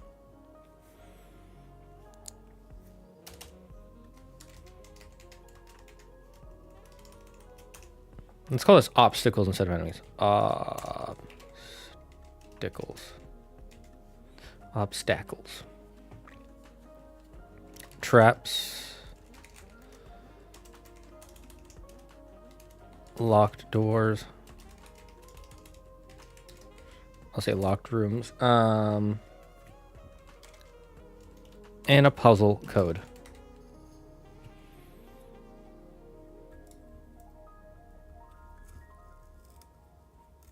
Okay. I'm looking at the names. Is the Infinitrix the Omnitrix? Yeah. I had a feeling it might be.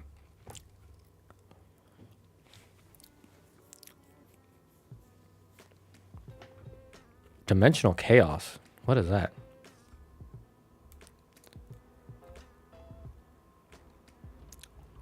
Wait, what is Ben 10 dimensional chaos? Is a sequel series Ben 10 Ultimate Alien? It follows. Did I never see this show?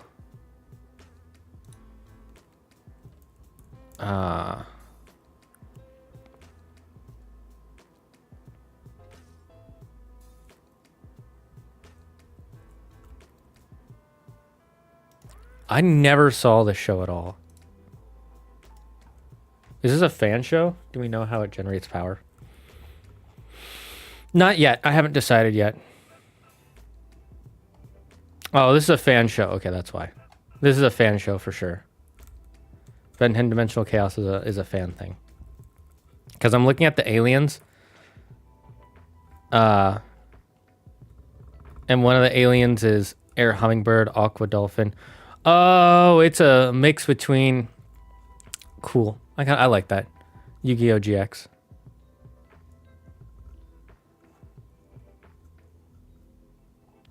But how about...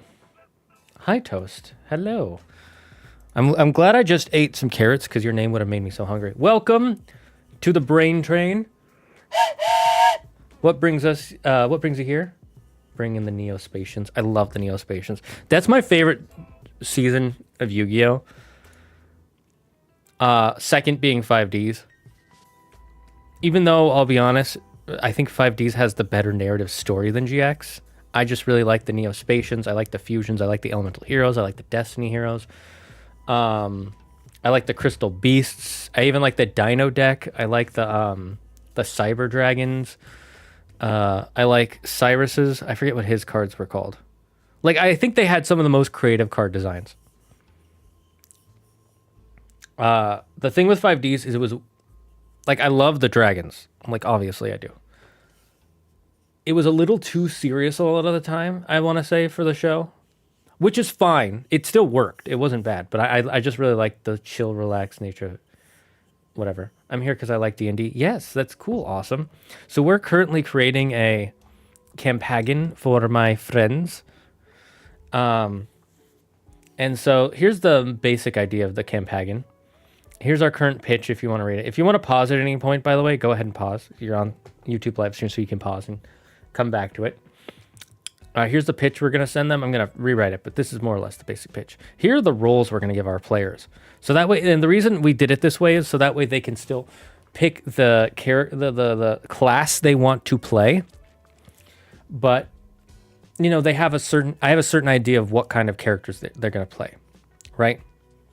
Like, you know, the mastermind, the trap specialist, the muscle, the lookout, the arcanist. And then we have a couple of characters. Tonga Sticky Fingers. He's the, for those of you who are caught up with this mission, is going to be them being hired by a mysterious group. And Tonga Sticky Fingers is the liaison between this group and them. And he's going to meet with them, give them 250 gold pieces each just to talk to them, and then hopefully convince them, hey, go on the mission. Of course, since they're playing a game, they're going to do it. You know, they can't just say, no, we don't want to do it, because I'm going to tell them, like, this is... They know this is what they're going to do. I've never played before, though, because I've never had a group to play with. I understand. That's unfortunate, but I've been in that situation. Thankfully, I am the GM, so I can make a group. People, like, there is a shortage of GMs compared to players.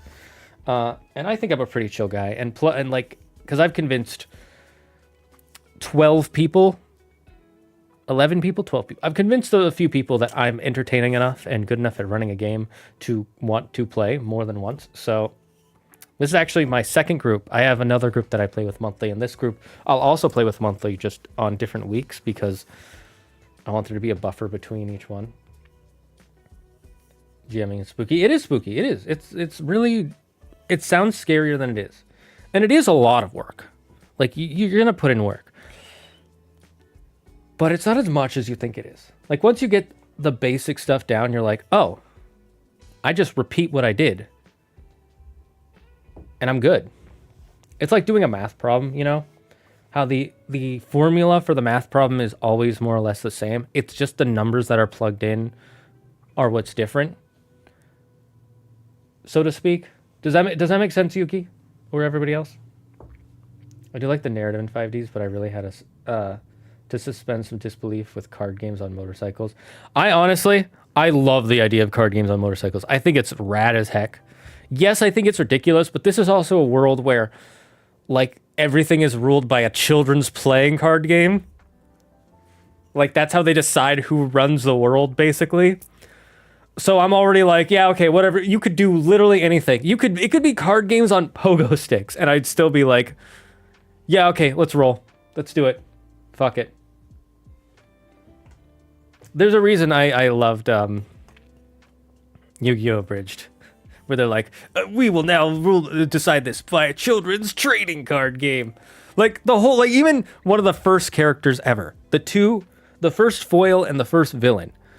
One is a guy who created the card game, and he got so rich he could buy an island, and he built giant hologram stages for them to play this card game on, which, no, that's not a thing in real life for a very good reason. It doesn't make that much money.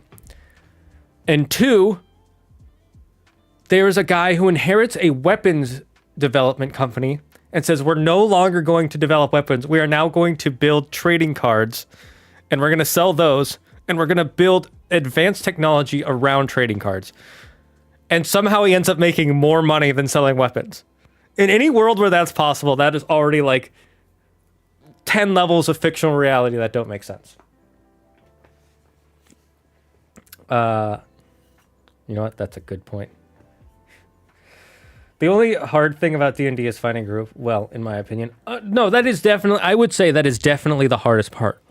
Because a group of friends is hard to come by. And the other thing is, Sometimes you can have someone who's a really great friend. Like they always got your back. They never ask you for money. They'll help you whenever you need help. They like you can bounce out. Like you might have someone who's a great friend, but they're terrible to play Dungeons and Dragons with. There are people like that in the world. Like I have some friends who I love hanging out with. I will never play D&D with these people. Right? So there's already that level of making it hard. Terrible in what way? It's hard to explain because there are so many ways to like. I mean, it could just be that they want to play a certain way and you want to run it a certain way, and you guys just don't mesh. It could be that. It could be that they want to be a murder hobo. It could be that they let out their darkest fantasies when they're playing D&D, but normally they're super normal as people. It could be they don't take the game seriously enough. There's so many like little things that they could do that make them not a good D&D player. Because there's a social contract to playing D&D that you don't have with any other sort of event, right? Like if I invited you to a game, like a sporting game, or to watch a pro League of Legends team, let's say, or a CSGO team play something, you wouldn't know. The social contract is already understood there. We're gonna watch the game. We're gonna talk about the game. You're not gonna interrupt the game. You know, things like that. If I invite you to dinner, the social contract is you're not going to start swearing. You're not going to stand on the table and dance around. You know, things like that. If I invite you to come to my house to play a board game, you're not going to get drunk and spill all your stuff all over my stuff. You know, there are these social contracts that you understand. But when it comes to playing D&D, there's like a social contract of you got to stay focused and engaged, but also be entertaining yourself. And you've got to interject at the right times. It's a very different social contract than everything else. None of my friends like D&D. Have any of them played it, or have they only ever seen people play it? I will recommend, though, if you really want to try Dungeons and Dragons, here are your two options. One, find a local game store where they run D&D, like Adventures League or something, and play with them, or someone who's looking for a group. Two, look for a group online. There are so many resources to find a group online. I know there's so many horror stories of bad groups, but you've got to figure out what you want out of a group and what you don't want out of a group. And when they start presenting red flags, you talk to them about it, and if they don't address your concerns legitimately, then you leave and you find another group. It's gonna suck. It's probably gonna take you a while to find a group you really like, but that's life. I'm gonna be honest. To be honest, I don't think any of them know what it is. Then here's what I recommend. All right. There is a YouTuber named The Dungeon Coach. I would go look up his videos. He is making a game system right now called DC-20. All right. Now, you don't have to use DC-20. You can use Dungeons and Dragons 5th edition. He has made a one-shot called The Hunted. It's free online. I would look it up. It's a very quick and easy one-shot that you can run for anybody. People who have never played these games before. Like one of my groups I'm playing with, they have never played a game before. One of my friends I'm playing with, everybody knows him, the Mythology Guy. He had only played D&D before. And he's like, I don't like it. And I was like, dude, do you want to try this out? I think you'll have a lot of fun. And he was like, okay, I'll try it. And it didn't take us one session because we started pretty late. We started at like 7:30. So we only had like 3 hours, and it took us about 5 hours to play the whole thing. If we had started at like 2, we probably would have finished in a single day, but that's besides the point. And the people who had never played before, and the friend of mine who played before and was like, I don't really like it, they all said, yeah, I'll play again. So I honestly, look up The Dungeon Coach, look up his game called The Hunted. It is a very easy game you can run for your friends. And it's a lot of fun. I would at least look it up, read it through a few times before you decide to ask your friends to play it. Who is the strange mythology guy you speak of? Cap. Listen here, buddy. Listen here, buddy. So anyways, yeah, we're gonna get. I'm gonna get back to this now. But Toast, thank you so much for coming in. If you want any other tips and tricks about stuff, I will answer any questions you have. I also am in the middle of making videos talking about my experiences with D&D and things like that. Which reminds me, I need to record something this weekend or today before I forget. Online D&D might be... Oh, well, you don't have to play online with them for this. You can print it out or put it on like a iPad and play it with them in person. I played it with my friends in person. I would just look up the Dungeon Coach, The Hunted, or DC20, The Hunted, and it's just a free PDF. Hello, Morgan McGuire. How are you doing? How's your day going? What you been up to? Okay, so we got the final boss. And we want to name... What do we want to name it? How about the Flux? I think the Flux is a cool name. The Fluxagon.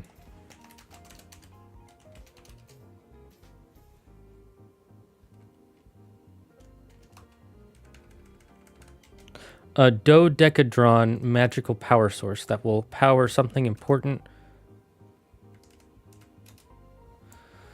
that the city is building to defend themselves from the war and keep themselves from becoming colonized by the North or South. Flux for the MacGuffin? Yeah, kind of like the flux capacitor. I thought of it after I said the name. We are building a Dungeons and Dragons campaign. We're doing kind of the first mission and the basic pitch. So this is the pitch. You can pause. Here are the player roles that we came up with here. Here are the main characters that they'll talk to in the first mission. We'll build out these later. Here's their obstacles. And then here's the name of the MacGuffin that they have to steal because they're a group of thieves that are being hired to steal this. So I'm thinking final boss of the first give, the Guardian Golem. Yeah, we'll just call it the Guardian Golem. That's fine. Maybe I'll come up with a different name for it later. What do we want to call the guards? They work for Daltrey City, so maybe the Ent Guards. A skeleton crew of guards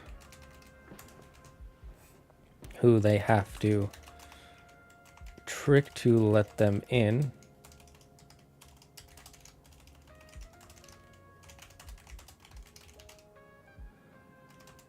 Or knock out before they sound the alarm.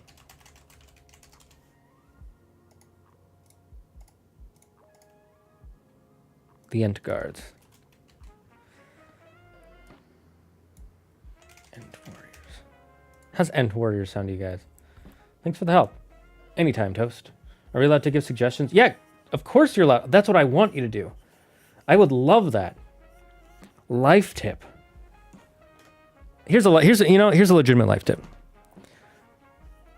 If you have any questions or any ideas, type them out in the chat. I love it when you guys do that sort of stuff.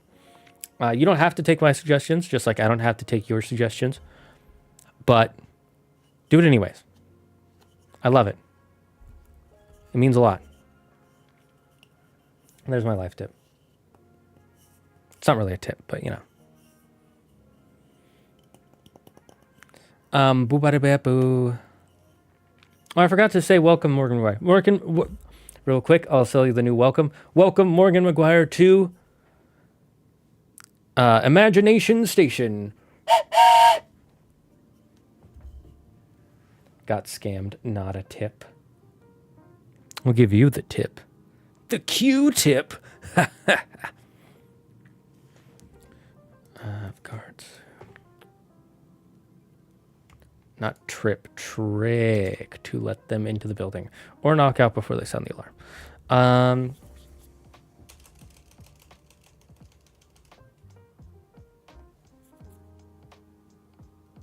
Entbots. We'll call them Entbots because I think that's cool. Magically controlled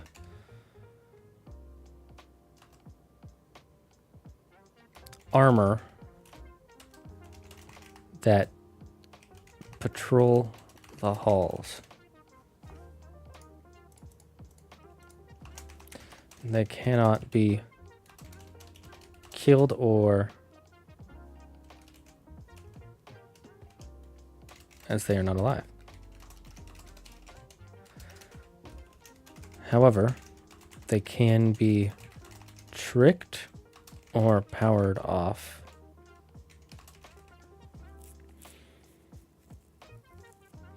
If the team uses the right items, traps, a laser wall,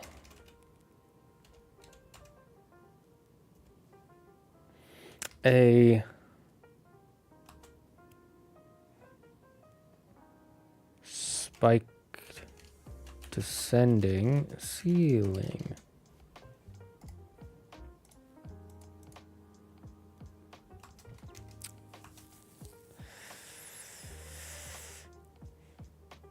If there's two people on the road and you have to hit something, always hit the brakes. I like that one, Creeper. Yeah, I'm gonna turn that into a clip. If there's two people on the road and you need to hit something, hit the brakes. Yoinking that.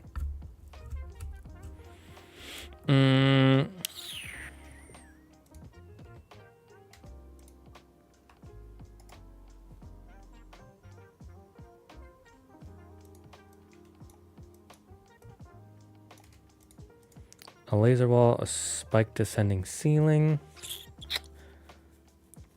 What else can we think of for some traps, chat? Well, this is a government facility. You can't tell me what to do. I can and I will. Doesn't mean you have to listen. I'll hit the gas. Thank you very much. Oh, geez. Okay, Yuki. Beep boop boop boop boop. 911. What do you mean this isn't a phone? Doesn't make any sense. You know what? I'm hanging up.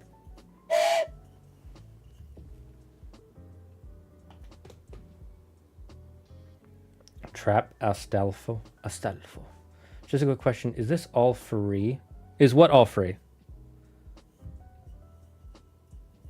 What is this? Are you talking about on the DC20 website? The hunted should be free here. Let me look at, unless he changed it.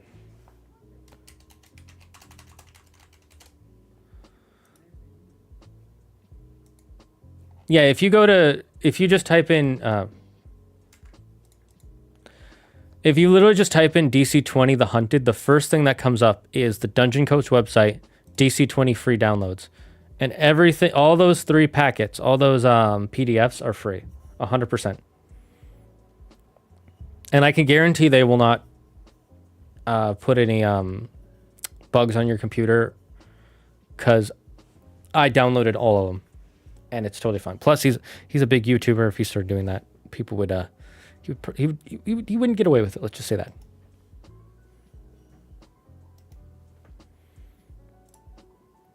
Okay. Okay, thanks. You are welcome. A spike descending ceiling, a laser wall. What are some traps?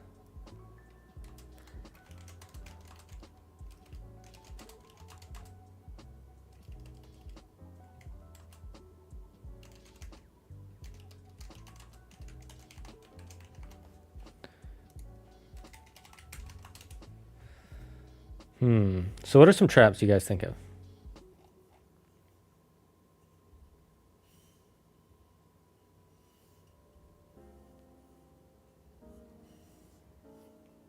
A dark room where you're stuck in a chair and then thousands of rats come in because eventually they will eat you.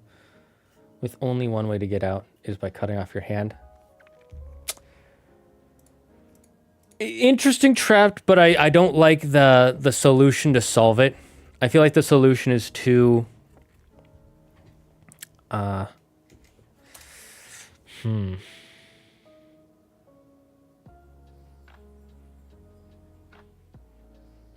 it's too it cripples the players too much, and it's too extreme for a first mission. While I like the creativity, I'm gonna let's see. I like the idea of a room where you're stuck. How about a flooding room connected to a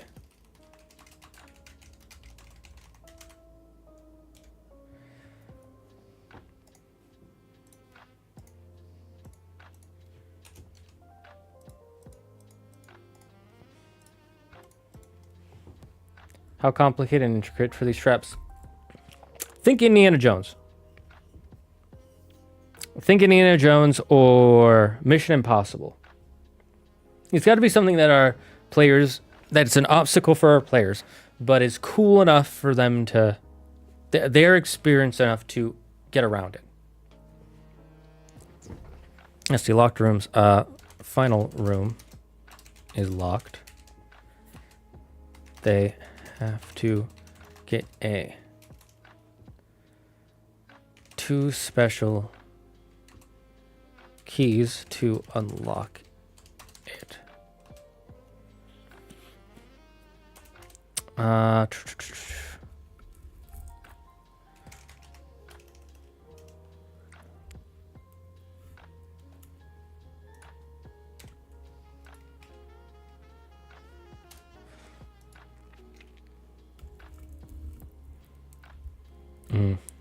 Armory. Here they can find a special magic item. I'll make up a magic item for someone in the party later, and if they can get into the armory, they'll get it.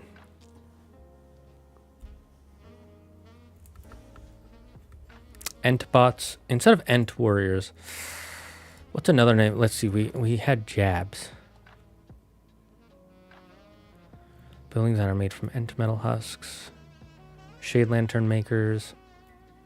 Rain scribe. We'll call sentinels. I like the name sentinels. For the Ent sentinel. We'll call them the Ent sentinels.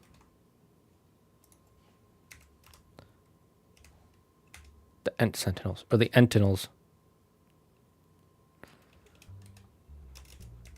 The Entinels.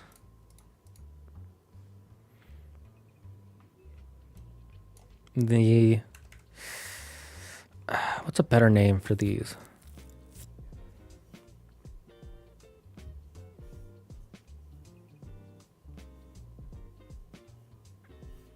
A completely white room that is endless, that looks like you can't get out, and they use a spell to get out, and if they stay in there, they go mad.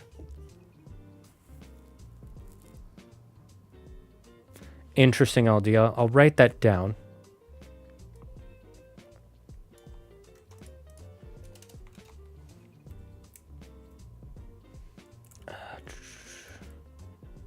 Some kind of mist that makes you forget what you're doing.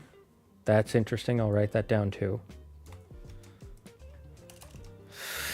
A room where you're dangling on a rope that you have to climb while walls with spikes slowly close in. Okay, okay. Entinel seems like you just dropped off the S. It does, doesn't it?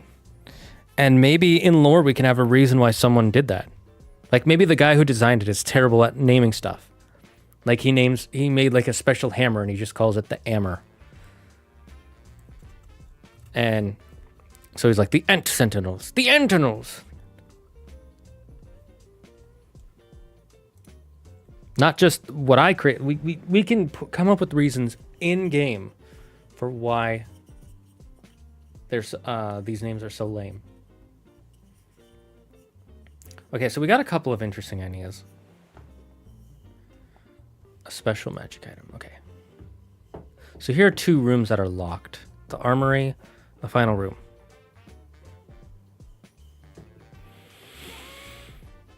Because this is a city building. It would have an armory of some kind, especially if they have guards. Okay, those are locked rooms. We don't want too many locked rooms.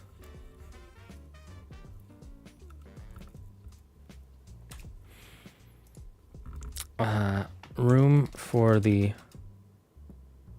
first key. One of the ways,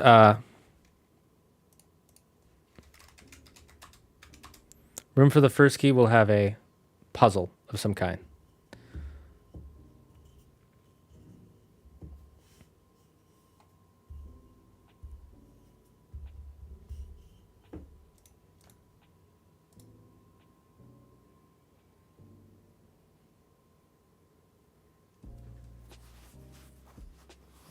Okay, so the laser wall one I kind of like. The descending ceiling, I can change this to a room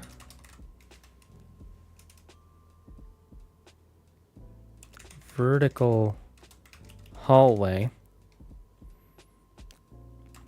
that only has a single steel rope to get up and down.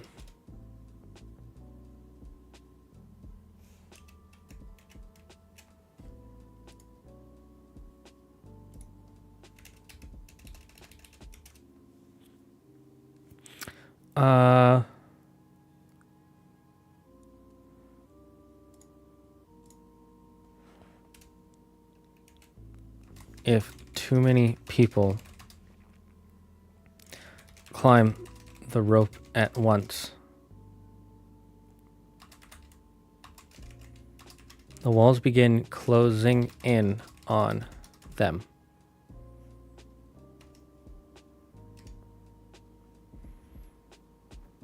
This will, if they close, at most 2 PCs can make it down without getting squished.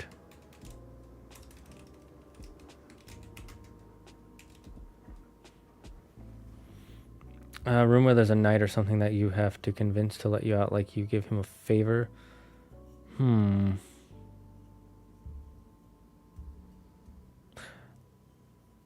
I like that idea for a future mission, but not this one.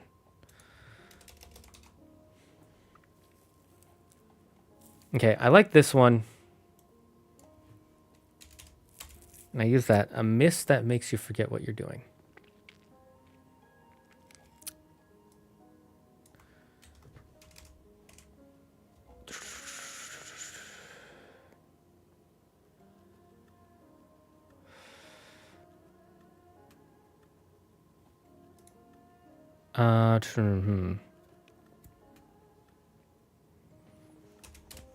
The room with the second key. Whenever it is left on a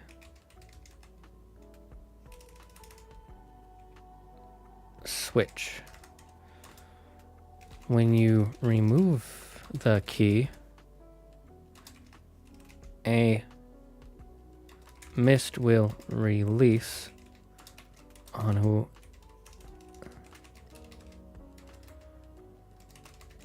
to make them forget what we're doing and makes them place the key back. Okay, I like that one. Allow me to suggest a trap based off my current suffering. The players are forced to code a bunch of shit that takes too long to run in Python. We can have a snake.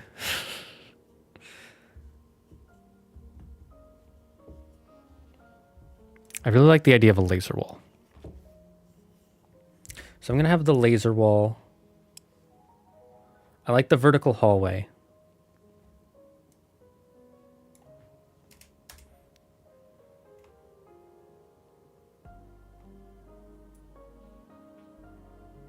So the first key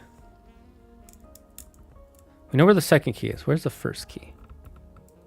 Oh, never mind.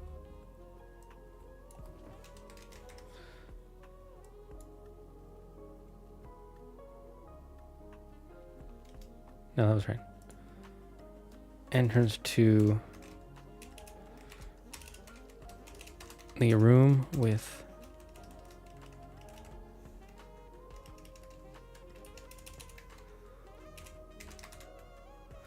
So here's the thing we have to make sure about puzzles.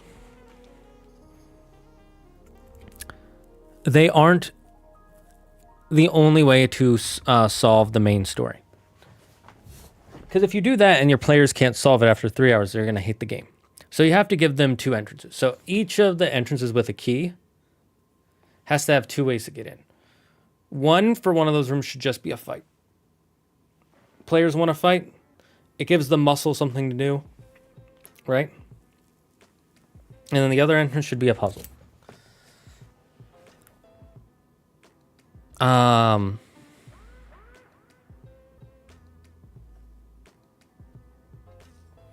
Then the other one is a trap. And that gives and then let's see what other do we have?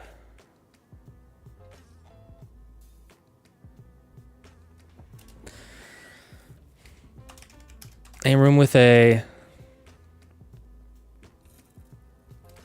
ooh.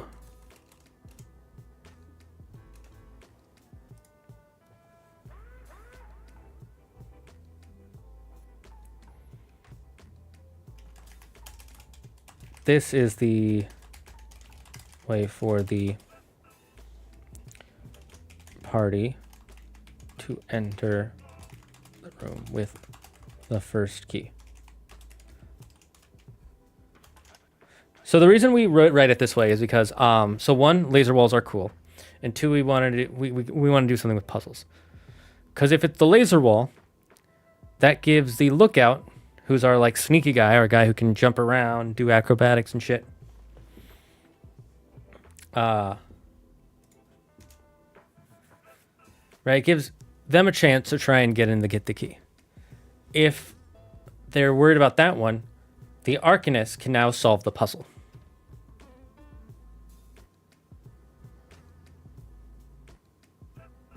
Right? They're the puzzle solver. They're the one who jumps through hoops.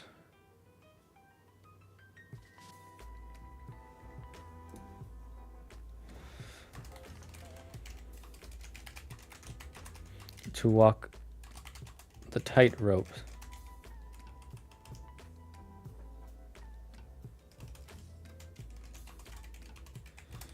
Or climb through the air ducts.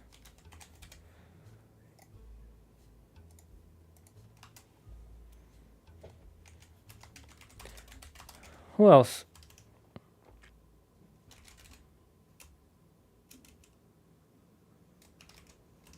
After all,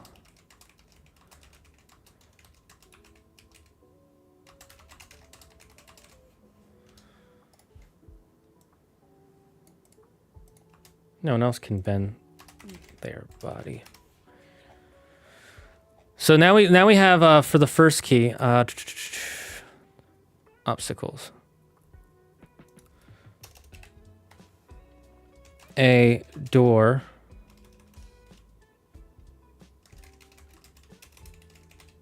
that requires 2 keys. This is the only way into, and we're going to highlight that because we're going to create a new exit for them when the golem shows up so they can fight or run away. This is the only way into the final room. All right, then we have the room with key number 1. Entrance A, laser wall. Entrance B, narrow passage.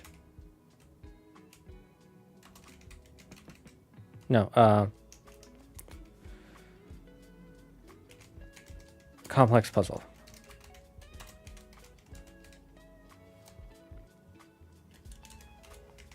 Right? Like I said, this way it lets the arcanist or the lookout can be the one who gets in. Then room with key number 1. Lots of guards. This way they can fight it.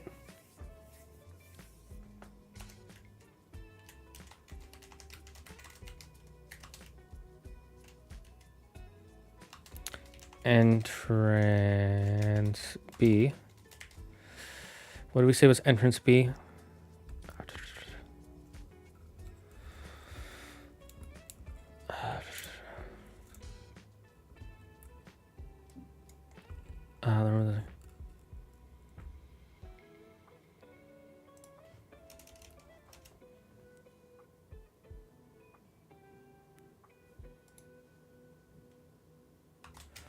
A button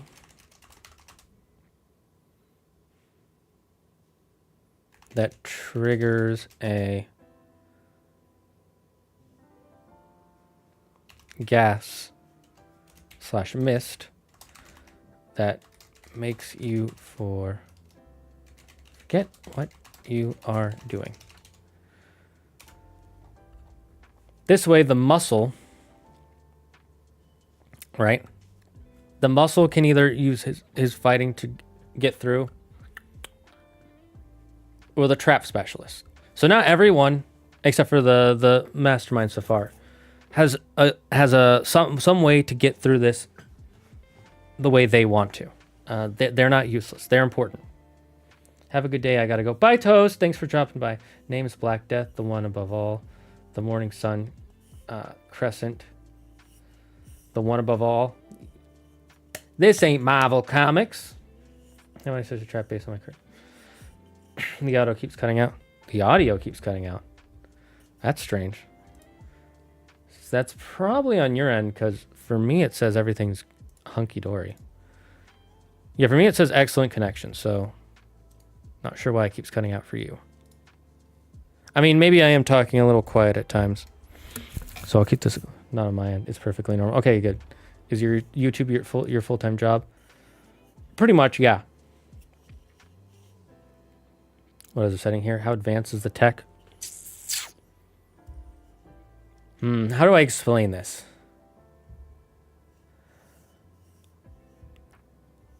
It's not quite as advanced to where they have guns. But just because I don't like the aesthetic of guns, but they have...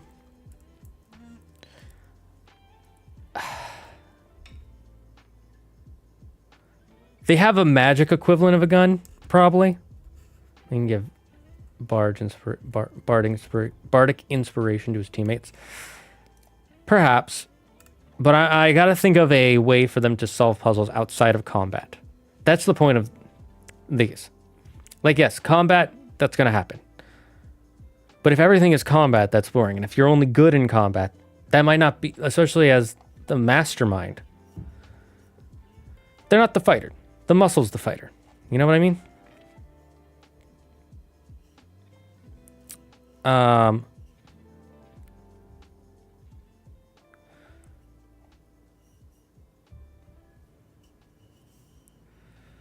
Room with key number 1, room with key number 2.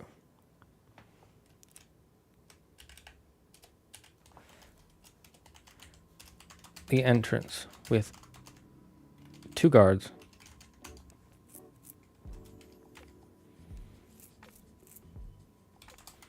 You can fight them or trick them to let you in. This again, fighting, it's the muscle. The muscle is going to have the easiest one to make jobs for, obviously. But the mastermind could be the one to trick them like, hey, we work for blah, blah, blah, like got a fake card. Got to trick them into believing.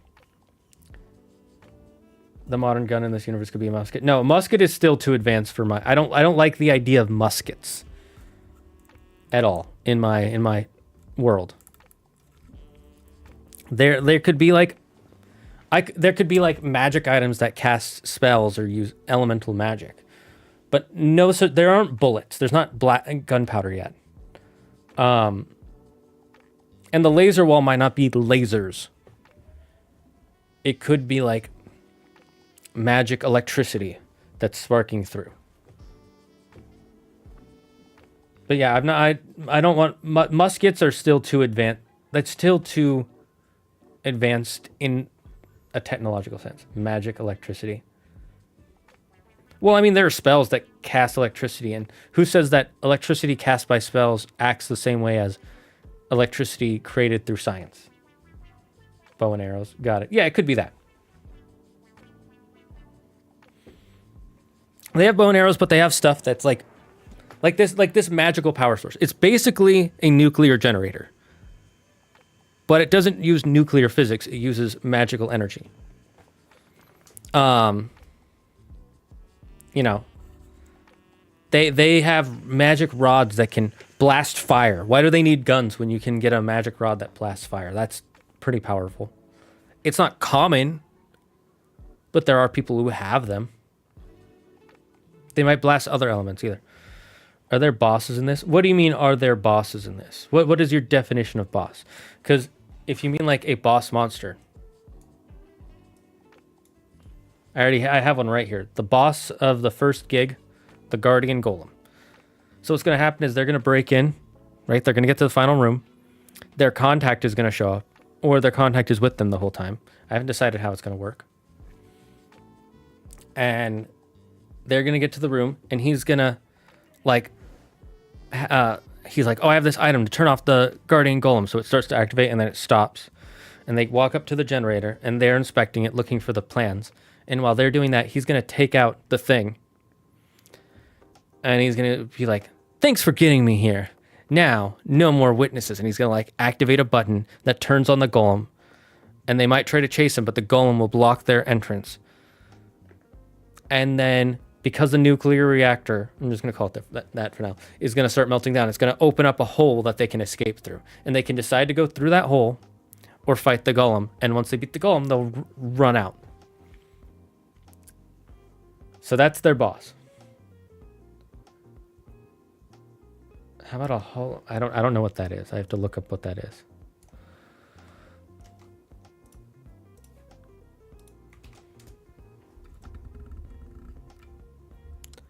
Oh, like the thing for Mulan.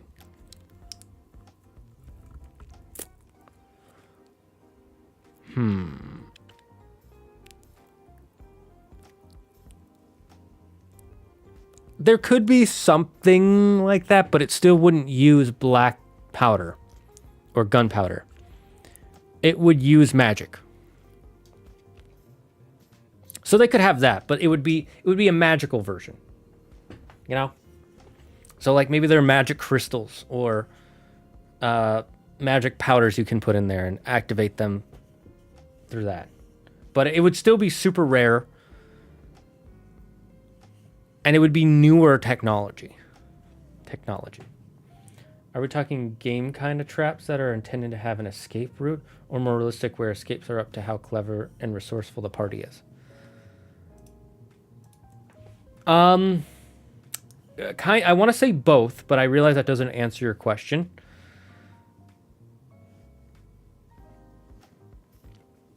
So one of the things I have to try to do as a GM, and one of the things you want to do as a GM is you don't want to, it's not like a video game, so you don't want to code in, this is the correct way to solve this. You want to maybe have a few ideas on how they could solve it. But your players have to ultimately be the ones who like use their ingenuity, like, oh, okay, is there a whatever, and they use that to solve it. That's what we want to do. So it's more the second one where it's how clever they are. Maybe with the closing in walls, they put in like a rod to put in the middle to slow it down so they have enough time to climb to the bottom. Maybe they cut the rope and they drop down and hope they don't die. Kill your lasers unless you bow and escape. You could have them like leave a clone of themselves, like a cloud step from Black Myth Wukong to escape. A room that's filled with statues that will kill you with lasers unless you bow and to escape, you could have them leave a clone of themselves like Cloud Step from Black Myth Wukong to escape. Okay, well, there's no clone thing in DC 20, especially not at level 1. Remember, these are level 1 adventurers. So that idea is a little...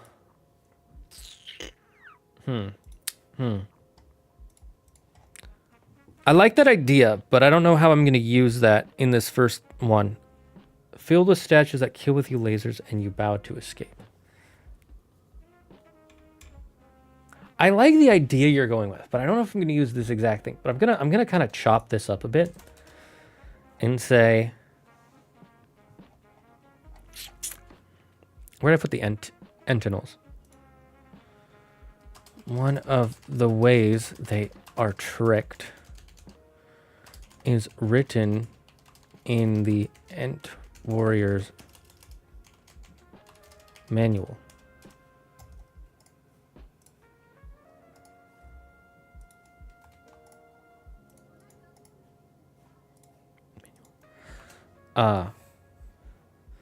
The PCs can make this gesture or say this code phrase when an entinel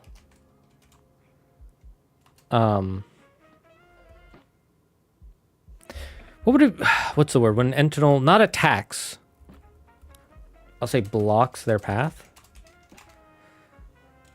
If they use the right one, entinel will believe they are one of the stationed guardsmen and let them leave. There we go. This way we have a thing that they can do to trick the entinels. Because they're basically mindless machines, you know, except for they're magically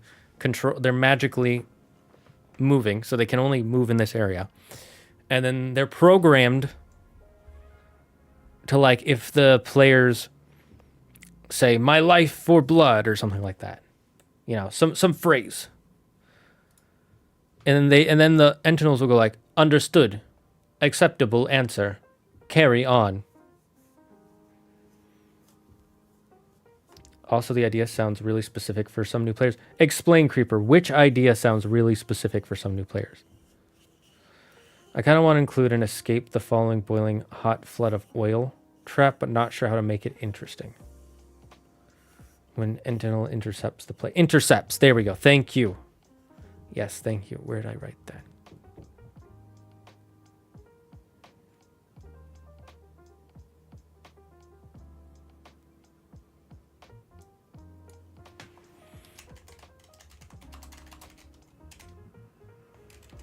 POCs. The persons of colors is the lasers and bowing down to the statues and using a shadow clone. Yeah, exactly. That. Yeah. It's a lot of details. That being said, I think it's really cool that you're thinking of all these things at once. And the reason why I still took some of that, like the bowing down, statues with lasers, because we already have a laser room. I mean, the laser room could have statues in it. So maybe I'll take that. Let's see. A room filled with statues that are shining lasers, holding mirrors,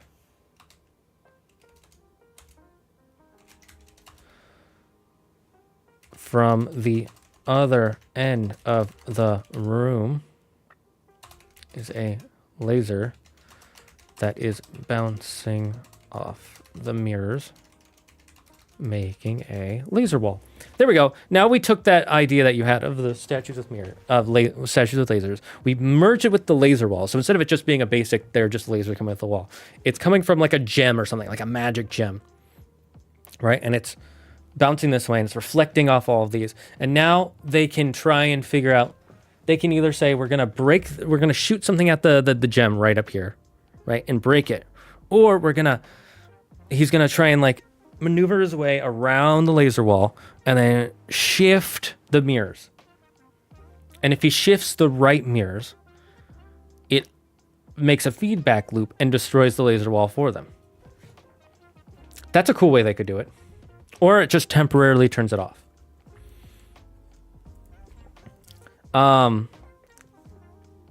The shadow clone thing, that's not a thing for any level 1 party that I can think of. That one, for the future, you could have a night guard, an empty throne, and then when they kill them, they can bring him back to life, and you could have the empty throne be some lore thing. I like that idea. Again, I don't think I'm going to use it here, but I do like that. That's a cool idea.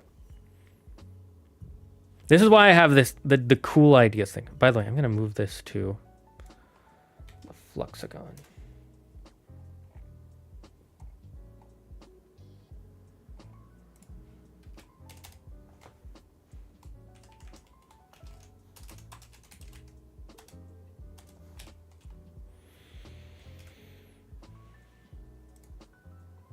I'm going to move that to there just so I can find it later. So it's not just down here in cool ideas, because I'm going to use it for sure. So I do like the ideas you come up with, Morgan McGuire. And if I ever say, oh, I don't want to use that, it's not because it's a bad idea. It's just I don't know if it fits with this mission. But I really like that, the empty throne in the night. Reminds me of what's the anime called / manhwa or webtoon, whatever you want to call it. Solo Leveling. Speaking of which, I gotta catch up on Solo Leveling season 2. I'm like 1 or 2 episodes behind. Okay, I think we got some good ideas in here, chat. I think we got some good ideas. We're coming up to 3 hours in about 10 minutes, so I'm probably gonna end here. Thanks to you, I have my pitch. I have my player roles. Do you mean sister leveling? What? Is that a meme thing? I've not heard that meme. I have honestly, besides some of the big ones that I follow, I have stayed out of a lot of fandoms. Like I liked My Hero Academia since season 3 because that's when I first learned about it, and I binged it pretty early on, and I never got into the fandom of My Hero Academia, even though I followed it religiously. But I knew enough about the fandom to be like, a lot of you are cool. Some of you are freaking weirdos. I'm guessing the joke is that because he gets like hotter and hotter, and I don't know. I don't get the joke. Can you explain? There's this one Virgin group that makes some really funny clips. Oh, okay. Post it on the Discord. I love a good abridged. I don't know. YouTube poops bugs me because I hate the name, but I love abridged series. I kind of want Claire to read / watch the original, all of Dragon Ball and Dragon Ball Z, just so she can watch Dragon Ball Z abridged. I know you can watch it without it, but I think it's better if you do. You know? They lean in part into Jinwoo's sister being into him since he gets hotter. Yeah, I don't get that joke. I'll be honest though, for shows that do that joke, they do it a little bit better than other shows in manhwa I've seen. Because from what I remember, she actually she teases him about having a girlfriend, and she doesn't get all tsundere about it. And the way it ends is it's implied that he gets with what's her face, Jin-Ah? No, Jin-Ah's his sister, I think. What's her name? The S rank girl. It is just funny as well. Nice. I don't think Solo Leveling actually does it in canon. No, they don't. Chayin? I think it's Chayin. Chayin. I think it's Chayin, right? I'm not great at Korean. I barely understand English. I got it wrong. Darn you, Yuki! How could you, Mr. Snowman? It's Chahe. Chahe. Anyways, okay, so I think we got a good amount done for this 3 hours, chat. I think we got some good stuff in here. I'll maybe rewrite this in between this week and next week. I'm gonna definitely rewrite these and these just to make them more snappy and quick, because this is long. Let's be honest. 3 paragraphs of stuff your players might not ever get here, because they'll be like, oh, I got to read all this. So I'm going to fix this up, but I love what we wrote. I love it, love it, love it, love it, love it. I love how we put this together. I love the stuff you guys came up with here. So thank you so much. It means so much to me. Let's get back to the main camera. All right, everybody. It's time. We have come into the station. It's time to get off the train. Imagination Station is closing for the day. But we would love to see you in the Discord. I'd love to see you in the comments down below. Seriously, please comment down below. I love it when people comment down below. I love it when people talk in the Discord. Thank you all so much for joining us. We will see you all next Monday with some more Unga Bunga with our favorite ape commander. And next Wednesday, we will be finishing Devil May Cry 3, I believe. Although I might stream also on Tuesday. I don't know my full plan because I do have a vacation coming up next weekend, and I want to get this done before we leave, before I leave, or at least most of it done. So anyways, thank you all for joining us. It has been so much fun. We're leaving the station now.